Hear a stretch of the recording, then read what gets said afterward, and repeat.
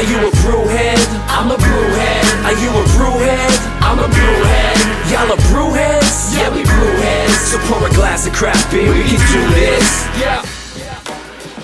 What's good, y'all? This is C-Certified Brewhead, and welcome to episode 128 of Beer and Other Shit, the podcast, Adjunct series. We are back in a building here in Canada, but this evening we are bringing you all the way back to Miami with us, man. This is, I'm super excited for this one. Didn't get to do any podcasts in Florida with any Florida breweries, so I am very, very stoked to get that done tonight with you guys. So this is gonna be fun. But of course, as always, this episode is brought to you by our good friends at Manscaped. So, of course, spring is here, and our friends at Manscaped have the best tools for spring cleaning. They've already helped you tidy up the nooks and crannies of your body's basement, but this year, Manscaped can help you get the perfect presentation on that beautiful face with the new Beard Hedger Pro Kit. Make sure you look your best this spring by using the code BAOS to get 20% off and free shipping at manscaped.com. So, y'all, it's time to tame your mane with the Beard Hedger Pro Kit. The sun is peeking back out, which means you'll have to show your face in the daylight again. So use the kit to make sure your scruff looks award-winning, whether you got glorious beard flow or smooth, sleek cheeks. The kit starts off with the Beard Hedger Pro, which comes in this pretty... Did I do this backwards? The pretty sick case. Nice little carry case. Look at that, mate. Beautiful. Got the same curvature as the actual lawnmower. Up the device there. It's a waterproof cordless trimmer with a rotary wheel right here that gives you 20 hair cutting lengths, all with one guard, so you don't actually have to change the guard. And there's no more messy drawers full of add-ons, which always piss me off. It always comes with It also comes with titanium coated T-blades, which you can't see, but they're under here, that are tough on hair but smooth on your face, leading to single stroke efficiency that brings satisfaction one stroke at a time. The Beard Hedger is a high-tech piece of art in a travel-sized packaging with long-lasting battery, universal charging, and a strong motor, and I can definitely attest to that.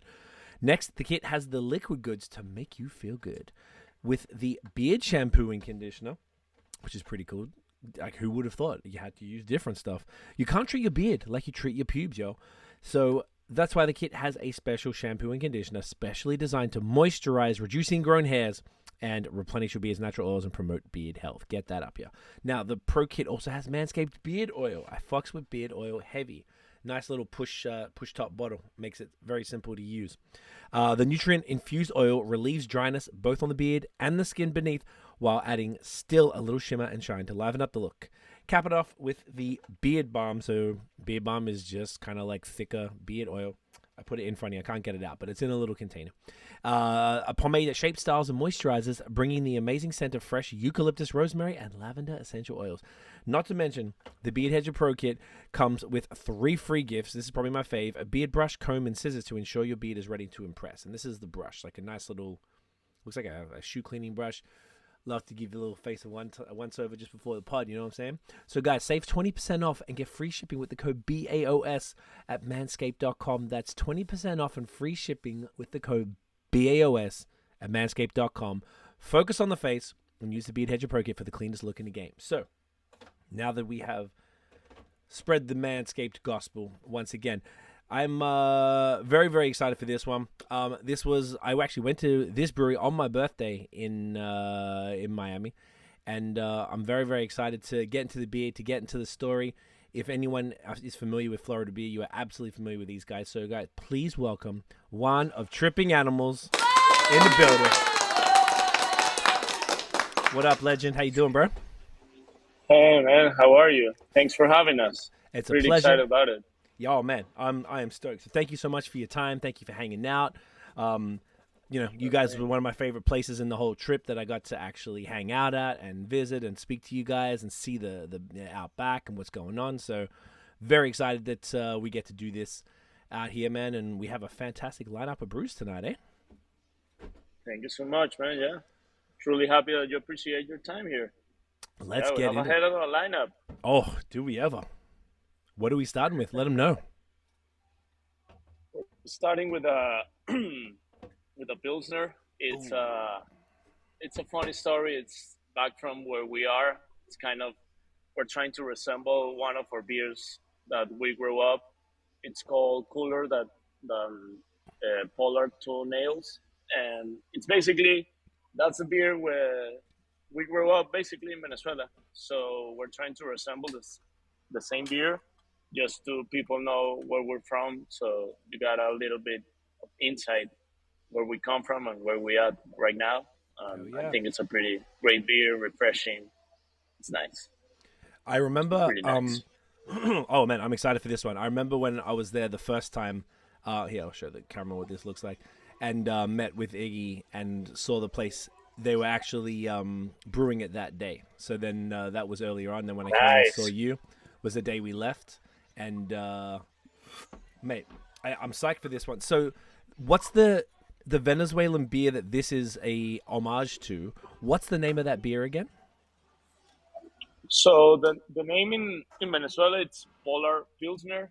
Okay. The style that we're trying to make like to resemble again. So if you see there's a polar, obviously because we're tripping animals, and Yeah. it's holding kind of a orange box. That's the way we got the beer back there in Venezuela. You call it Oh. Gavera. So you receive like 32 beers bottle, returnable bottles. So Polar is one of the biggest brands in Venezuela. To not say it's the biggest one of the chain of beers, like macro beers. Like I would say, I don't know, it could be like Budweiser somehow. If you mean to Okay. resemble some other big brewery, macro brewery. So that's basically what you get in Venezuela while you're growing up. It's basically pilsners and lagers. One is Polar, and the other brand it's called Regional. But Okay. this is, I think, the most that you can attach to Venezuelan. Like you have a lot of history because also Polar is the company that do harina pan, that is like the powder which we use to make arepas. It's basically Oh, like I know you're talking about. so. It's the same company. So I think you that's something you I don't know you take with you as a Venezuelan guy I completely for understand. I sure. think this is the perfect beer to set this off with. So first of all, my brother, great to see you again. Cheers, Cheers. man. Get that in you. Cheers. Oh yeah, I know exactly what you mean. It's a like a light corn lager. Um, ex- Exactly. extremely refreshing. What's the ABV? 5%. It's 5 point. Yeah, 5%. the cat Exactly. says 5 here. Yep, yep, yep. I love the Yeah, yeah, yeah, yeah. Outcast reference in the name. Yeah, man, it's like a little bit bitter and grassy. Nice malt backbone, but not like it's not too heavy, which I guess is the intention. It's meant for like a warmer environment Totally. type of thing. Totally. That's intention. Yeah. Yeah. It's crushing it in the tap room. Like I don't Yeah. have any more cans. Like I think you have Oh wow. the last four pack. Mm. It's already gone. Mate. But I have a couple half barrels, so I have it here Hey. directly from the draft line, super Woo. cold line. Nice and It's fresh. amazing. So it's been a really popular beer with in the tap room. It's moving really well. People are excited for this style down there. Yeah, you have a lot of people looking for kind of light beers. I think that's also one of the things like craft beer scene here in Florida. So you can get Okay. a lot of people like trying to get into it. So the best approach to do it, you get like a different lager or a hoppy lager, and then from there you can try to teach people. Okay, let's do a sample of I don't know an IPA, not a double or a triple, but you can try an IPA. So you can try something different, and then from there you can try to span and teach them a lot of other things that we had in draft. Gotcha. I like that a lot, and that's something I want to get into tonight a little bit because this was like something I did kind of notice across the board in Florida that like everything was kind of lighter. And I was wondering, we don't have to talk about it right yet, but I'm always curious if my if the heat affected the palate at all. Like I wonder if I perceived things to be lighter in flavor because it was so hot. I don't know. That was Well, my theory. I think that also like by this time it's actually getting way hotter, so you kind of see it like everything's changing. So you're gonna be receiving more orders about lagers for sure, and also sours like refreshing sours, smoothie sours, and that's the most that we're getting to do this season specifically.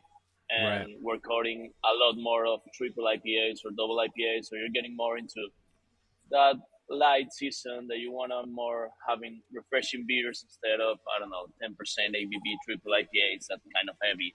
Maybe that would be moving better by the end of the year. I think so, for sure. And the stouts Gotcha. and all of those beers. Okay. That makes a lot of sense. Because I did notice that a lot, and once again, we'll get into this, but like there was a bit of a common theme. There was definitely a lot of sours in Florida, which Yep. makes a lot of sense based on the climate. And like you said, we were only there in April, so it was only going to get hotter. It was already hot, and now it's crazy. It's crazy It's already, huh? crazy hot. Yeah. It's Wow. crazy hot. Jeez. Yeah, man. I heard the summers get pretty insane. Oh Yeah. yeah, bro. Like working in the warehouse, like back of the house, you're sweating all day. Like you need to bring yourself 3 different T-shirts. You have Wow. 3 different change of T-shirts for sure in a day. That bad. Wow. But yeah, Different problems, I tell you, man. Shit. This beer is fantastic, man. There's so much flavor in this one. Like I'm getting a ton of like I was saying to someone like last week that like I really like craft versions of this style. Like these sort of macro corn lagers and a craft version of them. Like they're fantastic. They're always so good. I really just think, and I'm not surprised that everything's sold out because they're just like, you can never go wrong with them. It's the type of beer you kind of always should have in the fridge. You can have a more complex pilsner, like a Czech thing, or something else as well if you're looking for something different, like a little more complex. But just a straight up crusher with tons of flavor that just goes down. These are the winners, man. I really enjoying this. It's fantastic. It's pretty simple, crushable, refreshing. That's what we're aiming with this beer. Totally. I love it. Fantastic. So, bro, let's get into your personal beer history. Like, how did you get into craft beer? How did you discover it initially? All right. So basically, we are like the 4 partners. We are friends and family from Venezuela back in time, like since we were kids. So at this point, where we discovered like kind of our passion to be into this, and we were in Venezuela doing university and getting our degrees done. And my best friend is actually one of my partners, called Daniel, the CEO of the company. He called me one day like, bro, do you want to learn how to brew your own beer? And I was like, well, I guess. I don't know. Yeah, let's do it. Why not? Why not? Yeah, let's do a different weekend. Let's change a little bit. So we went to this home brewing course with a small brand of craft beer in Venezuela. And we enjoyed that much that I remember that same night, after a ton of beer, we were like into more beer. I remember I was like, okay, here's a kit to start. I was like, okay, let's do it. Let's kill the shit. So after 3 weeks, we received the kit and we start brewing in the kitchen of my house. Really, like in the stove of my house, in the kitchen. Wow. My dad looked at us like, oh shit, these guys are crazy, but at least they're in home. So yeah, do whatever you want for now. And then that's how everything began. And we start practicing a lot of different styles. Like Danny was so passionate about it. Like, I like to go out more, but he'd rather stay at my house. Like, I don't know, let's do this different pale ale or IPA or, I don't know, blonde ale. Those were the style we were trying to brew by that time. Also Hefeweizen or Saisons or Duels. Things what more year classic was this? styles. Right. What year was this approximately? This was by the end of 2012. Okay, that makes sense. That's exactly what was popping everywhere, really, yeah. Yeah. By that time, we started brewing at my house, and then somehow we started invading a lot of rooms in my house. And my dad one day told me, like, okay, you're not brewing anymore inside the house. We have a basement. You guys are moving down there. You can keep on brewing your shit. I don't mind. Like, if you're having fun and you're staying in the house, it's better for me. It's safer because of the situation in the country. So in 2013, we start like getting more tasting notes about other people that was in the industry, let's say like that, in the craft beer industry in Venezuela. It's actually pretty small, still less than 1%. Okay. But everyone was happy with what we were doing, even though, like, if I go back in time with what we're drinking and what we do right now, you have a lot of, I don't know, defects or off flavors that you don't want to have. But for us in the country and what we were getting, it was kind of crazy because it was totally different. That was the thing. For most of the people that tried the beer, it was like, oh, it's different. And that wasn't. It even noticed that it's an off flavor. No, it was totally different. You didn't get the Pilsner or the lager you always got. So that was nice. And then in 2013, I remember just for fun, we said like, okay, there's a competition in Chile. Let's send some beers to the competition to maybe mostly to get the feedback to see what we're doing.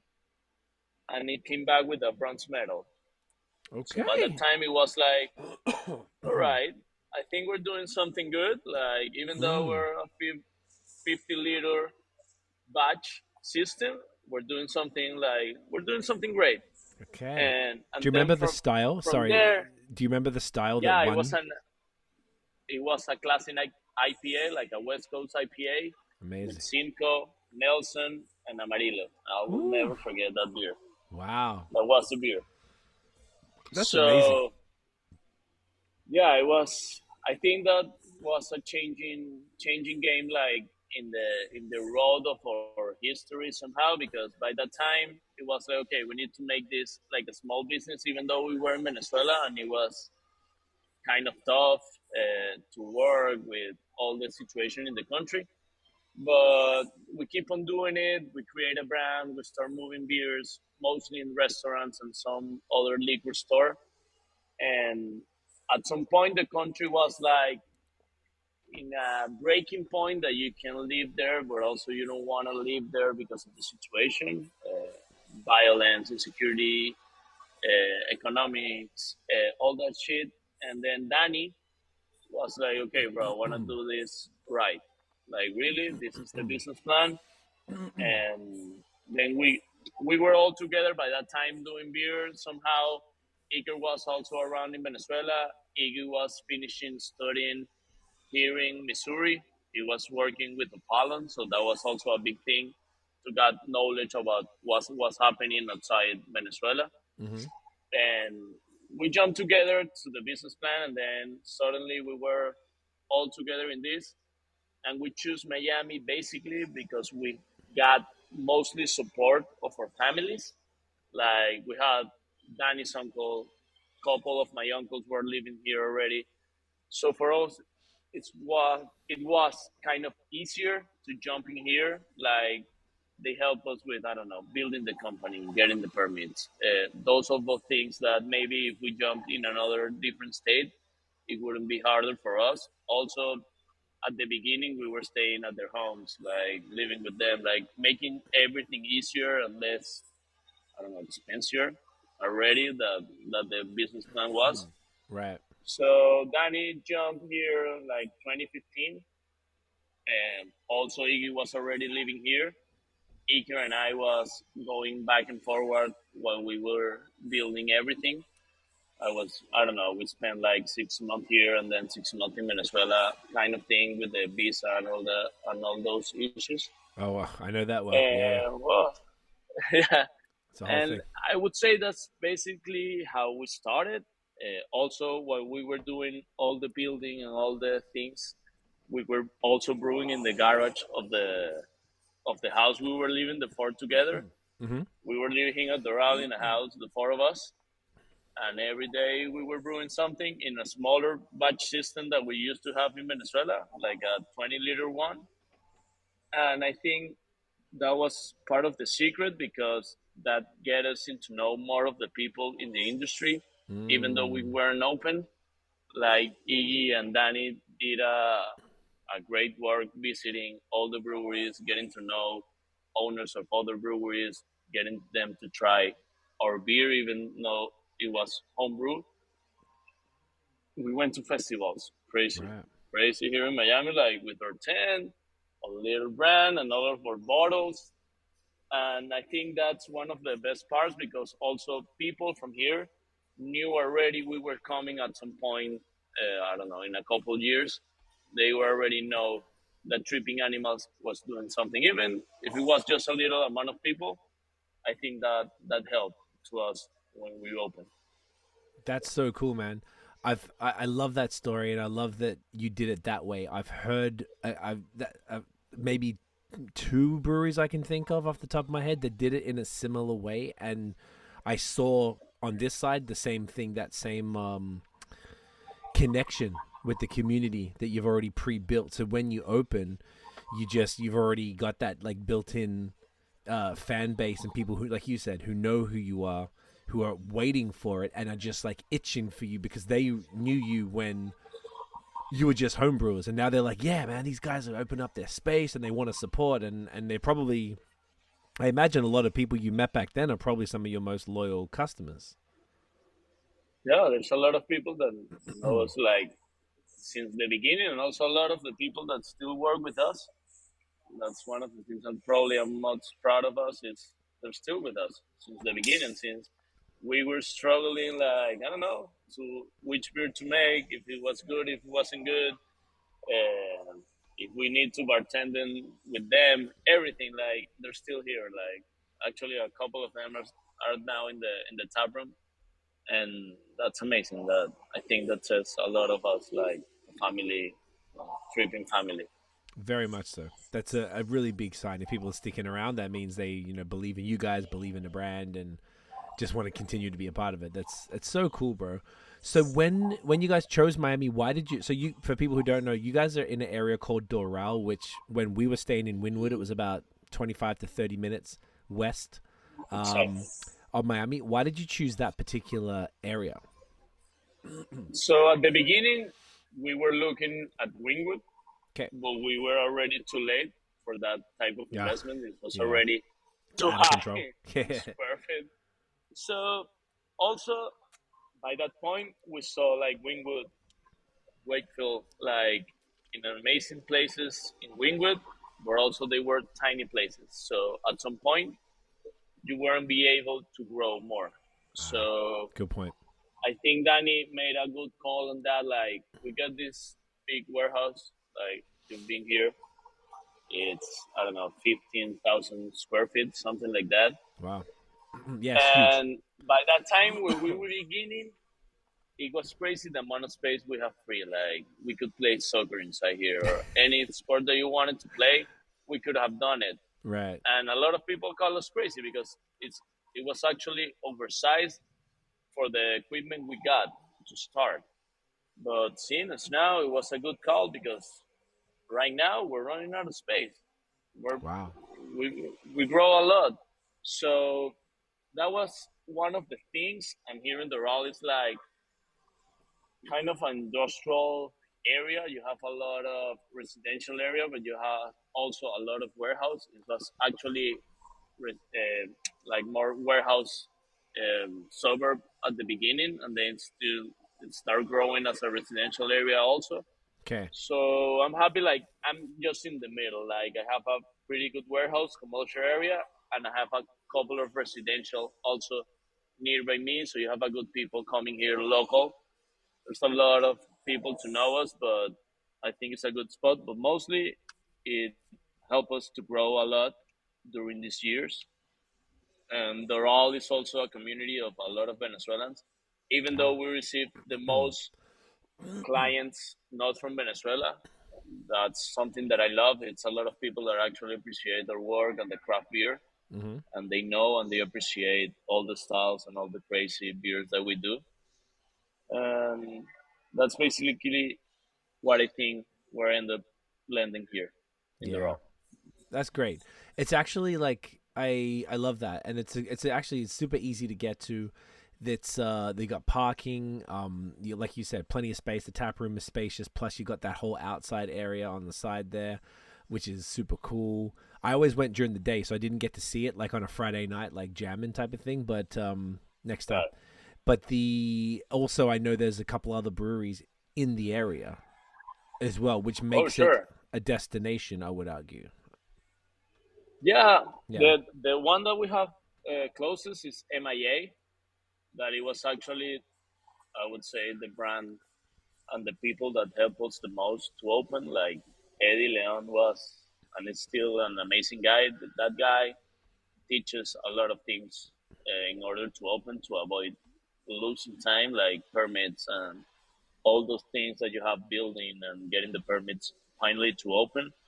He actually also helped us like to brew, to get kegs, to clean kegs. Like now back in time, you see and appreciate how much this guy helped us in order to open.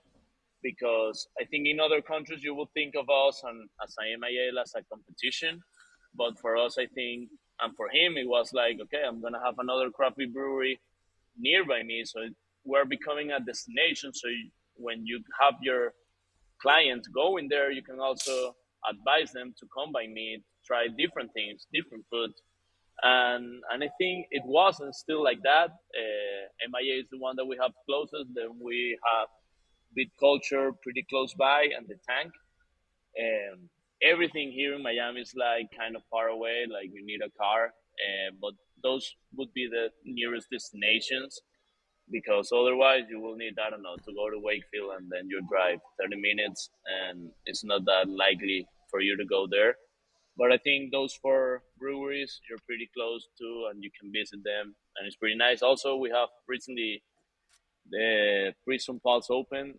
It's from Argentinians. They're doing pretty good beer also.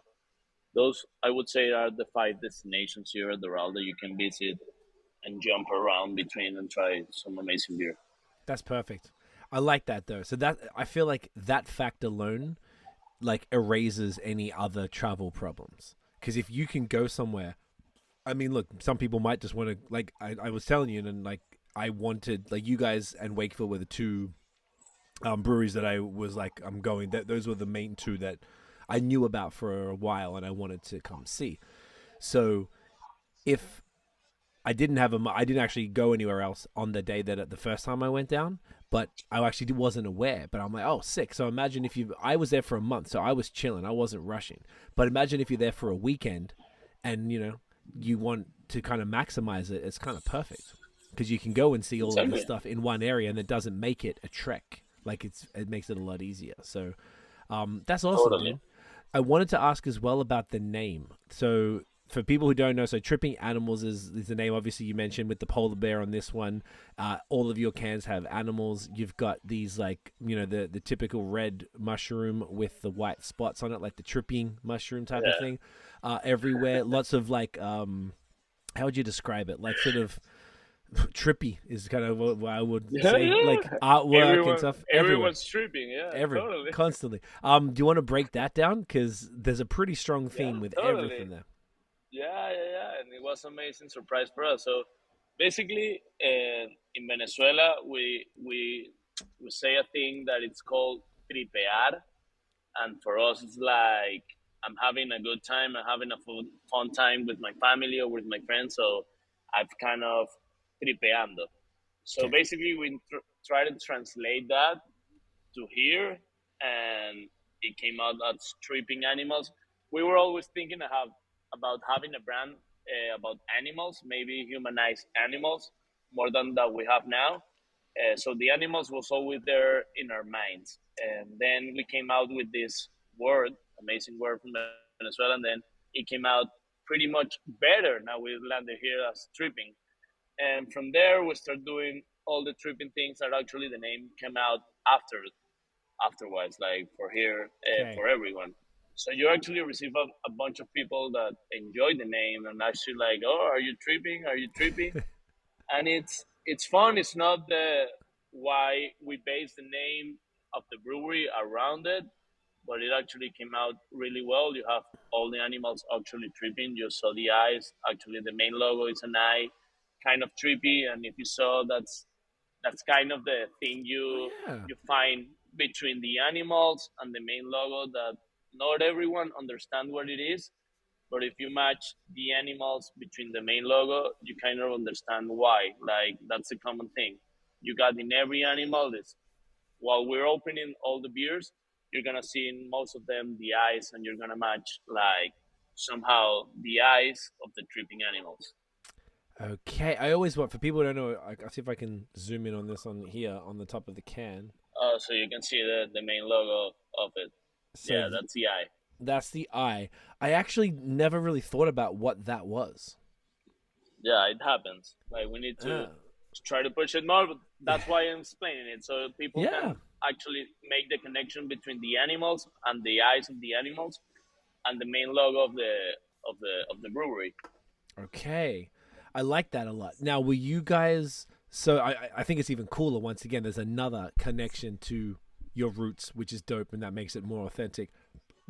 I was like, oh, I wonder if the guys are all... Because I met all you guys, I think, essentially... while we were there, I was like, oh, I wonder if you guys were like, are you guys into like acid or mushrooms or anything like that, or is it just coincidental and you took that word and then made the branding fit?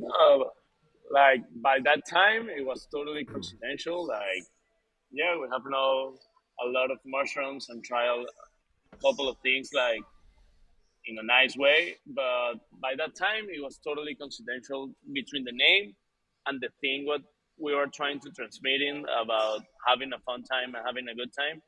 That it's basically what we try to transmit also in all of our events in the tap room and being a tripping family.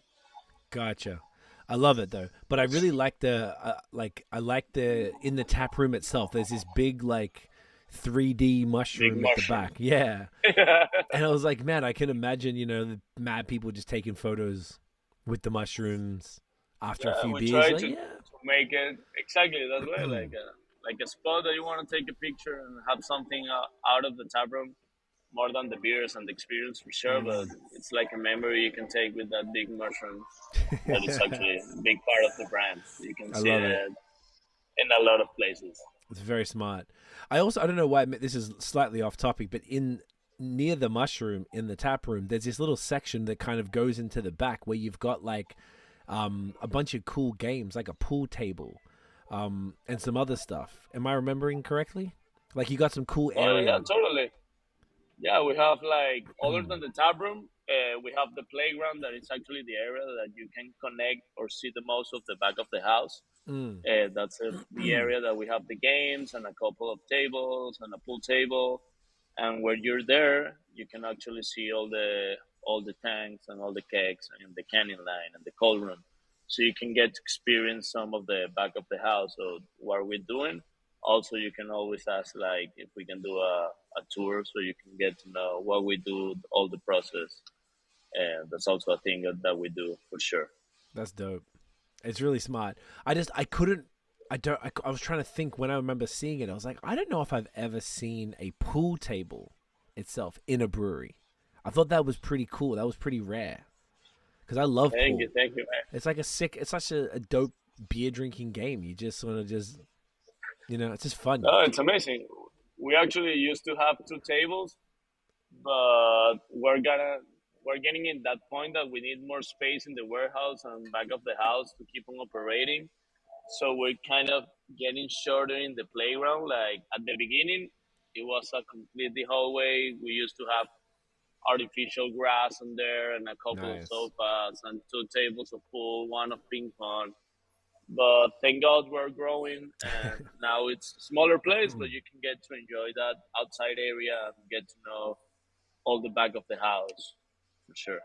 That's sick. Really, really cool, man. Just like a smart way to do it. How you feel about the next one? Yeah, what do you want to do next? What do you think? My guess would have been the No Mames because of the style thing, but we could do whatever you think is the smartest move next. No, I can get the No Mames. Just give me. Take your time. We can take your time. To actually ask Will, a really good friend from Dream State, another brewery here in Florida. Will's there. I never met Will. I was texting him. Okay. Bro, that's our guy. That actually we can talk about him later. He helped us a lot to be where we at this moment. Beautiful. Take your time. Give me a minute. Yes. So for y'all to know what Juan's talking about, so there's another brewery called Dream State, as he said, in Fort Lauderdale. Like on our first day there, we went up to Dream State, and when I posted about the beer, a bunch of my friends were like, "Oh, like say what up to Will for me." I'm like, "Oh, I actually didn't know them. I just heard about it." So my friend Tio from Crowns and Hops, who put me in touch with yourself and Iggy, he connected me with Will. So we went there twice, and I just never got to meet Will in the end. I one time, the first time I didn't know him, and the second time he was like, "Oh, I won't be long," and we had to leave. We waited for like an hour, and I think he got caught in traffic, so never got to meet him, but I get to drink a bunch of his beer. So they were a fantastic brewery, as well. One of the other Yeah, fellas from no. up there. Yeah, man, Will he's a cool guy. From the short time Will is an amazing guy. yeah, that's awesome. An I didn't amazing realize that's guy. who it was who was helping you. He's a lovely guy.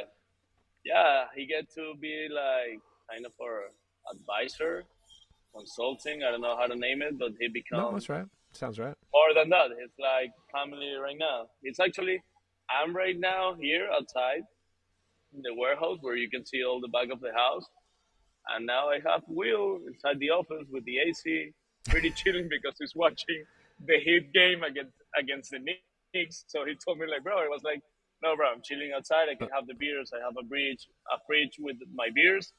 I just need you to help me to bring the No Mames whenever I'm gonna crank it. When the But time's yeah, right. it's That's a amazing. beautiful and amazing guy. Thank you, Bobby. This is very funny. As you said that, my brother texted me and said the Heat and Knicks game is getting wild. Like literally the second you said that. Oh That's yeah, hilarious. I kind of watching. Yeah, Getting what's wild. It's in the I'll it's ask in the him. fourth quarter already. Okay. I was like, yo, we went to a Heat game, and obviously we're here in Toronto, just outside of Toronto, so Toronto is my team, but I got a Heat jersey, and we went to a game, and so now Heat's my other team. So actually, I really want them to win. Nice. They're I love it. I love it. Yeah. Hopefully they're gonna win. my Hopefully. I my don't bro. Okay, I'm gonna tell my brother said it's Miami's up by 4, but it's hectic. Give Right. me a play-by-play. I'm telling him right now, so he can give us. I'll keep you updated. I'm on a podcast with a Miami brewery. Boom. All right. Oh, he said it's the fourth quarter, 9 minutes to go. Nice.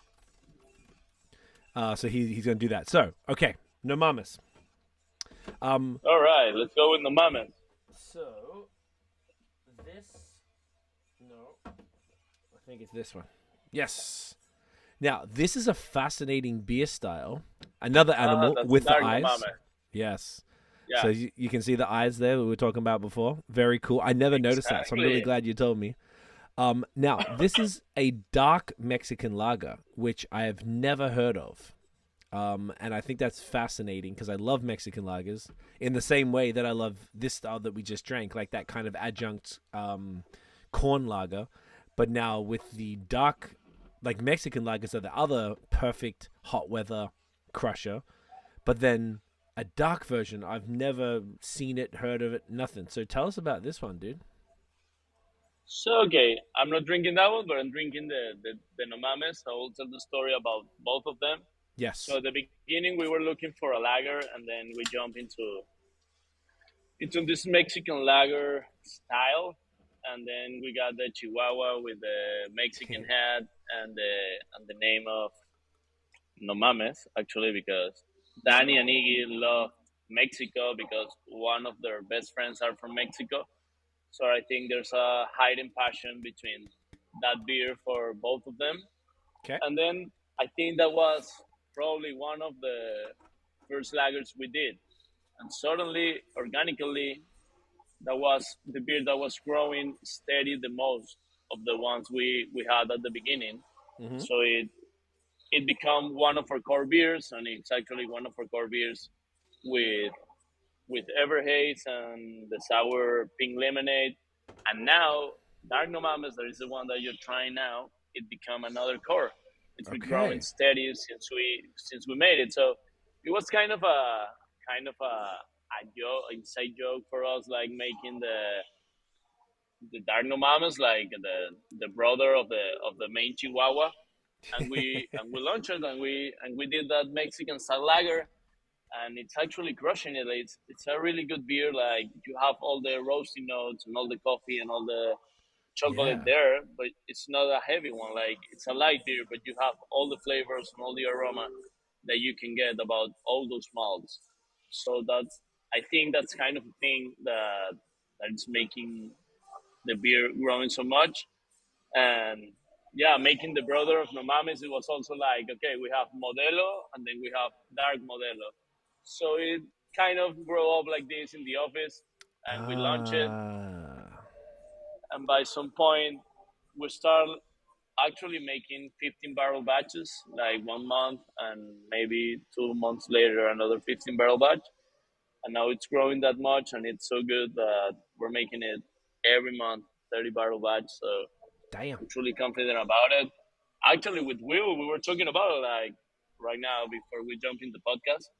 He was like, "Okay, imagine, bro, what if you do Dark No Mames Nitro?" So now I have that Ooh. crazy idea in my head to implement in back of the house.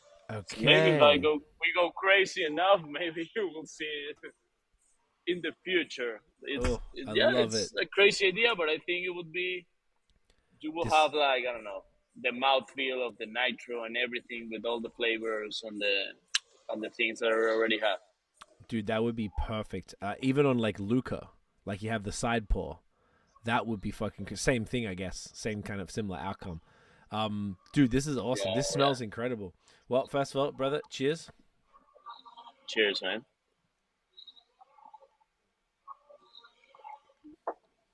Oh yeah, I'm such a big fan of dark lagers, so Yeah, I nice. love them. So this is fantastic. Okay, so exactly what you said. It's like that chocolate espresso, like really toasted malt on the nose, and it's is it 6%? Did I read the can right there? It's at 6% exactly. It's a bigger boy, but this handles it beautiful. It's so smooth.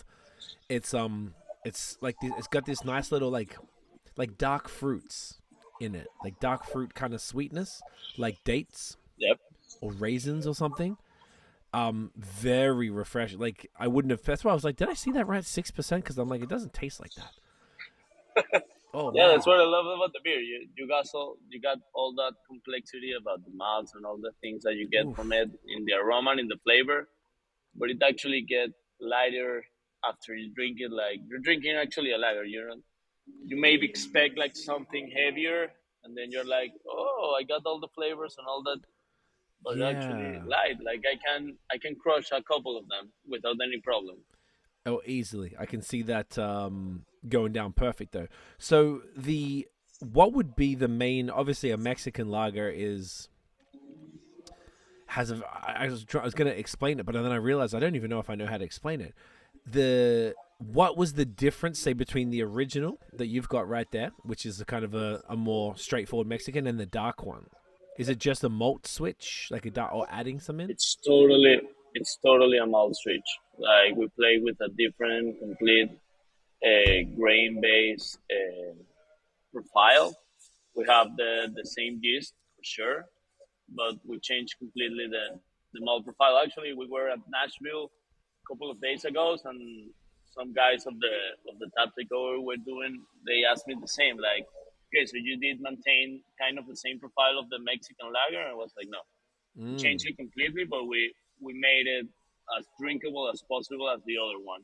But in order to make those flavors and those taste notes, we don't have kind of the same things as the No Mames, the classic No Mames. Okay. So it is interesting. It's just this is so fascinating. I think what I'm getting it's almost like if you have like a pour over coffee like or a Chemex. It's like a third wave single origin bean. I feel like I'm getting the Okay. fruited notes that you would get if you had like a black coffee in that format, which works amazingly with this. Like I'm such a big coffee fan, so this is fantastic, man. Oh, I've never tried that, but I'm gonna keep it in Mm. mind so we can try because we're working with a couple of good coffee providers. So I will ask him like try something like Oh it to see if what I would get. yeah, it's just if you make a pour, are you familiar with what I'm like a pour over style coffee where you have the V60? Have you seen No, that? No. Okay, so I'm like coffee no, no, nerd no, shit. no. That's all good. It's just like a different way of preparing it, and it's like the water Okay, touches the. It's sort of like this little V shaped sort of cup that goes on top of a jug, or whatever, okay, and you use the gooseneck kettle and you're pouring the water over slowly so the coffee beans don't sit in the water for a long time, they kind of like pass through it. All right. So it's like And light. Go. and it's actually the coffee beans on top, because Yep. I've seen the way of pouring that way, or doing the coffee, but I haven't seen it with the actually beans. That's probably why, like Well, that they're type of. ground. They're definitely ground up. Like they're not like whole or anything. But Okay, yeah, so like you're all right. pouring it over the crushed beans. So it's almost like a drip coffee. I guess is probably similar-ish, but it's all like in a machine, and it can be similar. But I feel like the V60, or there's a little jug called a Chemex that is basically the same shit. You just have this little paper filter, and you pour the water Right. over. Like you're supposed to keep the water moving the whole time Nice. to kind of go through it. And that, if you use like a light roast, which typically I think is higher caffeine, but they have these like crazy fruit flavors, which this is tripping me out. That's what I was getting. And I didn't Nice, expect nice, it from a nice. Mexican lager. Dude, this is fantastic. Love it. I'm Mm. gonna visit Finca's Coffee next week for sure, and Yes. tell Who do him you? I need to try something like that. Oh yeah, he'll know exactly what it is. What's the name of the coffee roaster? It's called Finca's Coffee. Fincas. That's what I He's thought a you said. roaster from Honduras, if I'm not mistaken. Okay. So he's bringing his coffee directly from his farms in Honduras. Some of them are already roasted the way in, and some of them he's roasting inside the location that he has here in Miami. They're really Okay. good. They're amazing, amazing That's- guys. That's awesome, dude. Do you work with them for your stouts? Because obviously, if people are watching the video, they'll see the barrels over your shoulder there. We haven't worked with them just now, but we start like the conversations in order to do that, because they carry our beers. Actually, No Mames is one of the beers they carry there. Amazing. And also we have them for Irie Jungle, the event in April, and they have like a complete booth of coffee that they were just preparing different type of coffees, different type of brewing the coffee, different types of coffee. Like, it was amazing to have them there. People actually enjoy it, and they are supporting us like a lot. Like, they want to have all our beers, they want to do stouts, they want to do whatever they can help us. They're completely open to do it. That's awesome, man. That's what you need. Like the people who just get it, who understand beer. They're already stocking your beer, and they know coffee, they know flavor, so they're able to Totally. help guide what it could need, and even custom roast stuff for a beer. So that's awesome, dude. I love to see that. Yeah, it's amazing. A quick Miami quick Heat Knicks update. My brother's saying the Knicks went to shoot free throws. There was a super rare double lane violation, and they canceled both shots. Did a jump ball. Miami's up by 6. Then they got a 3-pointer. Butler got a 3-point play, so Miami is up by 9. There we go. That's where we're at. Nice. Look at that. Let's Nice, go. nice. Let's go. Nice. Let's go. Let's go. Woo. Go ahead. Fuck yes. Okay, sick. No, this is fantastic, man. I feel like, so let's talk about the styles then, because I want to get into that and sort of what Tripping Animals does specifically, and sort of how that fits in sort of the Florida scene. I want to kind of paint that picture a bit. So maybe you want to talk through the styles that you guys typically do, and then we can merge that into sort of like what's popular in Florida, what people are really after right now. And from what I saw, is basically similar to other places, but I figure you would have a pretty unique understanding of Okay, so by the time we were opening, we were like crushing classic styles, like trying to do classic styles, Toenails, West Coast IPAs, Hefeweizens, all those styles like we were doing back in time. But we see all the changes that were coming to us, so we start brewing a lot of sours with Jack Jackman. That was our first brewer that we hired. It's an amazing guy, and I don't know his brain, but he does amazing things in that area. So we start doing crazy sours that I think that's one of the main things that get our name, or got our name out, like in the industry, out of Florida. Like we dropped it 2 days ago, we did Bagira. It's a collab with King's Brewing in Cali. And that was the first beer that we actually traveled to New York, if I don't mistaken. And I think that was the first time that people of the industry was like, okay, who are these guys? Outside of Right. Florida, I'm talking about like sours was and still is one of the main styles that we do. Right now, we're still doing a lot of classic styles, basically because you need to run a business, even though you like a lot of the styles, classic styles. You need to do a lot of the beers that actually is moving in the craft beer world with Of the course. clients. Yeah. So right now, I would say it's kind of changing a little bit. We're doing more lagers, sours. It's the thing that we do the most. Like I would Okay. say, right now for the summer, we're gonna be cutting maybe one or two IPAs. Well, not two IPAs. Triple IPAs are getting hard to move, and we're moving a lot of the sour beers and a lot of the lager beers, mostly in the tap room. Lagers are flying, but also out of the state that we get to move a lot of beers. I would say lagers, sours, and IPAs. I would say 6%, 7% IPAs. Those are the things that we're doing the most now, Oh, okay. more than double IPAs or triple IPAs.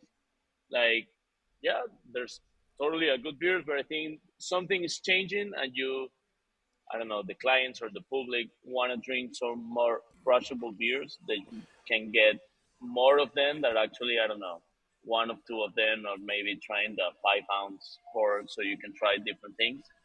So I would say that for tripping, sours is one of our main things. We have our incredible sour pitch that we actually launch for Irie Jungle with Wild Labs. Like if you're a home brewer or you're actually a brewer with a brewery, you can get our pitch from Wild Labs. It was kind of an amazing collab for us, getting our Mm. sour pitch out there so we can get a lot of feedback. And also I would say the IPAs. We're working better on doing different lagers right now. We were doing kind of the same styles around. So we're getting into it. But I would say sours for sure is one of the tripping flags, green flags, if you need to name it somehow. And the hazy IPAs. We do a lot of hazy IPAs. We Right. love when we get to do West Coast. No, we love those Yes. I had classic West Coast IPAs. I love them. oh, they're the best, and they're even better now that we drink. When I say we, meaning everybody, we're all drinking a lot of Yeah, haze. So when you have a West Coast, you're like, oh man, I forgot this shit is amazing. yeah, Like you really appreciate it. exactly. Now it's all hazy. So when you get to drink a West Coast, it's like, okay, this beer's just amazing. Yeah, couldn't agree more. I had Heavy Hammer, which was a is it 8 or 8.5? Exactly. That 8.5 West Coast 8.5 IPA. money. Fantastic. That was something that like I noticed that one thing I did notice in Florida, and maybe this is why I feel like I only saw like a little bit, right? Like you obviously know, but I feel like I saw a decent amount of West Coast IPAs in Florida.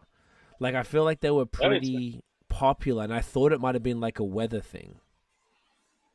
yeah, Like, I do totally agree, but we keep on doing a lot of hazy. We move a good amount of hazy IPAs here in Florida, but we also move a lot of them out of the state. So we need to keep on playing with those kind of things. Like we move a lot of hazy IPAs, double IPAs, and triple IPAs out of the states. right. So that's mainly why. But we get now and then to get the West Coast out of here and tripping. We're planning to do next month. We're gonna have a West Coast 6% IPA. Oof. It's gonna Nice. be really nice. Hell yeah. Nice little crushable. Gonna be beautiful. Yeah. Yes. Okay. Amazing. So then that's essentially lines up with what I saw from you guys. We'll talk about your barrel program in a sec, actually, because I got All right. Iggy busted out. I think it was called Bones, one of the Yep. barrel aged stuff, and it was One of the Royal Age phenomenal, styles. amazing. And I grabbed one to take back. It wasn't that one; it was another one. I forgot what it was called, but I got that in my cellar, and I'm very excited for that. The vibe that I got of Florida was pretty similar to what you're saying. I feel like all of the breweries that are, like, I would say you guys would, I don't know how you feel about this, but if I was to describe Tripping Animals, I would probably, it would come under like what you would call maybe like a hype brewery, in the sense of people are very, very excited about your beers. Multiple, I already knew about you, but multiple people who I asked about where I should go, like, were very excited to tell me to go there. And that typically, because any brewery that does haze and smoothies typically are the ones that would come under that. Is that fair? Do you think that's a fair assessment? Yeah, that's a fair thing to say. Yeah, yeah, totally. Okay. I would say that. Yeah, And I mean it in a good totally. way too. It's a positive thing. I don't know. Yeah, yeah, sure. Yeah. This is because that's the stuff that I like to drink, right? So that's obviously why you guys were appealing to me, because you make the shit that I want to drink. So a lot of the breweries that I went to and tried beer from in Florida were kind of along those same lines. Like, they had smoothies, they had great lagers. Usually it's lagers, haze, smoothies, and big stouts. That was the four main things that kind of I was looking for. Of course, then some West Coast. And I saw a lot of that. So across the board, would you say that, is that what's happening in Florida beer? So for people who maybe haven't been down for a while or haven't been down there at all, like, what's the most across the board? So beyond just what Tripping Animals do, but what do you think? Where's the palette at for Florida right now? So I would say Florida itself, I would say you have more craft beer culture. I would say in Tampa or like in Orlando, you have more people that actually appreciate the product that we do. In another places in Florida, more than Miami, because I think Miami, it's like a place you say it's, I don't know how to name it. It's like more hard liquor and partying, and maybe you want to crush more light beers more than trying other heavy stuff. Gotcha. So, but I think it's also growing a lot. But I would say I don't know, you have in Tampa also the IPAs and kind of the sours, but you have a lot of brewers doing a lot of crazy good stouts in that place of Florida. Then I would say in Orlando, you are more likely to see beers like us, like maybe a more of classic styles, but you got to get sours and lagers and some of the classic IPAs and hazy IPAs. But I think the toughest market, maybe because it's the one that we live the most, is here in Miami. That you can actually need to get more people to get like kind of educated, or you can show more different things. So right now we're trying to aim to a lot of, I don't know, restaurants. So you can also be that kind of trying beers instead of, I don't know, pairing wines. Like, you can get amazing beers pairing with a lot of amazing food. So we're trying to get that working on, at least for our brands. I cannot be assured of other brands doing it, but that's the tough thing I would say about Miami itself. I think if you go to different places in Florida, you can get a lot of more craft beer culture. Like St. Pete, for me, was amazing when I visited. Tampa, I think it's a great place to visit, like to get a lot of breweries and a lot of good liquid. Like Tampa Bay Beer Week, it's madness. It's madness. Okay. A lot of things you get to try and a lot of crazy good beer you get to try. But I think Miami is actually working the way in. I would say Miami and also Fort Lauderdale, like, it's like 45 minutes away from us specifically. But you have a lot of breweries there, like Will's Brewery, for example, Dream State. You have Invasive. You have Funky Buddha was one of the first breweries open there, and they already sold. But there's a lot of good liquid in other places in Florida. I think Miami, we're still working on it, but we're having more breweries and pretty much good beers going down here. Okay. Honestly, man, that kind of explains a lot for my experience there. And I came in not knowing a lot about it, and I was a little surprised to not see as many breweries, I guess, in Miami, and as many places. Maybe like there wasn't even like a ton of beer bars. There was Union that we went to in Little Havana. That was fantastic. But aside from that, I didn't see a lot we stayed just outside in Alapata, just next to Wynwood. but that makes a lot of sense now. Okay, and I totally get it. And I know that even from our perspective from here, I was previously not as interested in going to Miami because I just thought it was parties and South Beach and blah blah blah. I didn't realize, like, You I have think a lot of that. yeah, that well, it is there, but it's so much more. I think Miami's Oh a great. yeah, totally. Like Miami's a great destination. It's more than that, for sure. It's more than parties and the beach. For sure, if you want to come for that, you're gonna have it in a big way.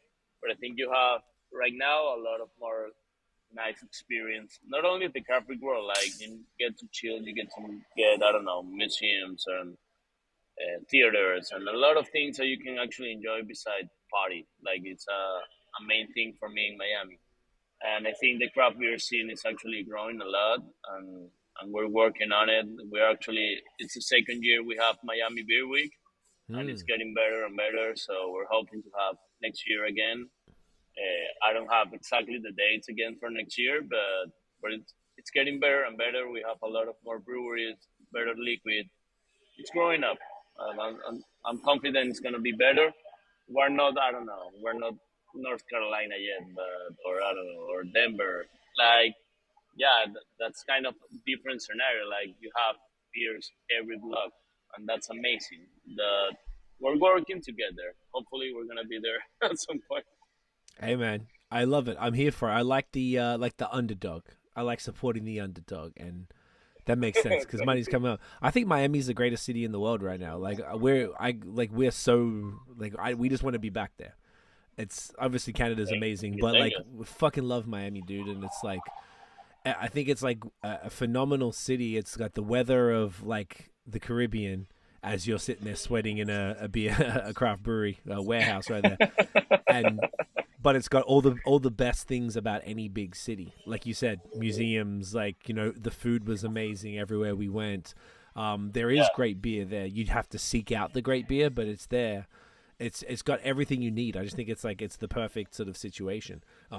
So it's but I was a little confused, I guess, about not seeing as many breweries within Miami because like if you go to Toronto or Montreal, like say up in here, like there's breweries everywhere in the city for both of those cities, oh, like all over the nice. place.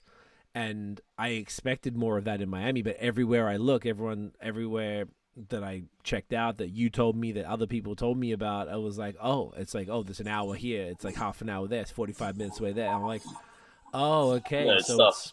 it's different. I thought it maybe because it was expensive, but it sounds like there's multiple factors for that, and Yeah, that's okay. it's getting expensive a lot, but I think it's also growing in a lot of ways. Like I was talking with Iker, other partner of the brewery. Like at some point, yeah, we it got a lot expensive with COVID, with a lot of people moving into Florida because we didn't have restrictions, probably, and the remote job thing. Yeah. But that also bring a lot of new culture. So you got a lot of new people from Cali or from New York that actually appreciate the craft beer world. So you got a lot of Mm. new clients that actually are visiting you like, oh, I want to have a really great beer. So in some ways, you gotta see the positive side of it. Yeah, Miami it's getting a lot expensive, but you're getting a lot of new people that it's actually good for at least for the craft beer world for sure. A lot of people that wanted to visit you to try your beer, to appreciate your beer. So we're happy with it. That's great, man. And that's yeah, that's a nice little positive outlook there. Okay, sick. The before we get to the next beer, I want to All chat about right, your barrel program. So, all right. like again, people are watching. There's a whole bunch of there's probably like 20, 30 barrels just over your shoulder right there. Yeah, man. Tell us about what you If guys. you're so There she is over there, right shoulder. Yeah. Tell us about what you guys got going on. What's it looking like? What are you guys working with? Is it just stouts? Is there sours? Like what's happening? okay, so right now the barrels that you have back of me, it's a lot of stouts. Like the program start 6 barrels, and now we're over a 90 barrels program. Hell yeah. It was crazy because of the heat and the location. You wouldn't expect the reception of a lot of people actually enjoying your stout, Hmm. but it's actually been crazy. We have a lot of local people that actually enjoy them, and a lot of proxy people that want our beer. So that's Oh actually yeah, pretty not surprised. amazing, and we love it. It's crazy, but it's still happening. And we have been keep on growing. Now we have a lot of barrels that we're crushing this year, 24 months. Mostly we have bourbon and whiskey in the majority of all the barrels. And we start playing with a lot of different rums and tequila and some wine barrels. We have a couple of wine barrels we stout to see what happened. And we start the sour program, but we haven't been able to bottle anything. I'm working to have a different kind of equipment so I don't cross contamination anything. Like I want to have my specific equipment to do those sours in barrels. Hopefully this year we're gonna start popping out the first ones and keep on growing that program because I think that's also an interesting and crazy program about the sours. And that we want to do something without fruit additions and some of them with fruits. So Oh yeah, you guys are gonna be seeing soon enough a lot of bottles of sour aged barrel. nice. That's sick, man. And that's very exciting to come up. And the stout. So like I said, I had the Bones one, which was phenomenal. Um, I noticed one thing I noticed, and maybe you guys don't even think about it. I noticed almost all of the big stouts that I tried or brought back from the States were all like 14-ish%. Is that pretty standard for the, because that's very high. That's a lot higher than they are here. Typically the highest is like 11.9. There's some sort of like tax legality about 11.9%. It's weird. So like Okay, most of them are 11.9 or like 11.9 as in like as long as the government doesn't test it, the bottle says that. excited. They don't measure the ABV.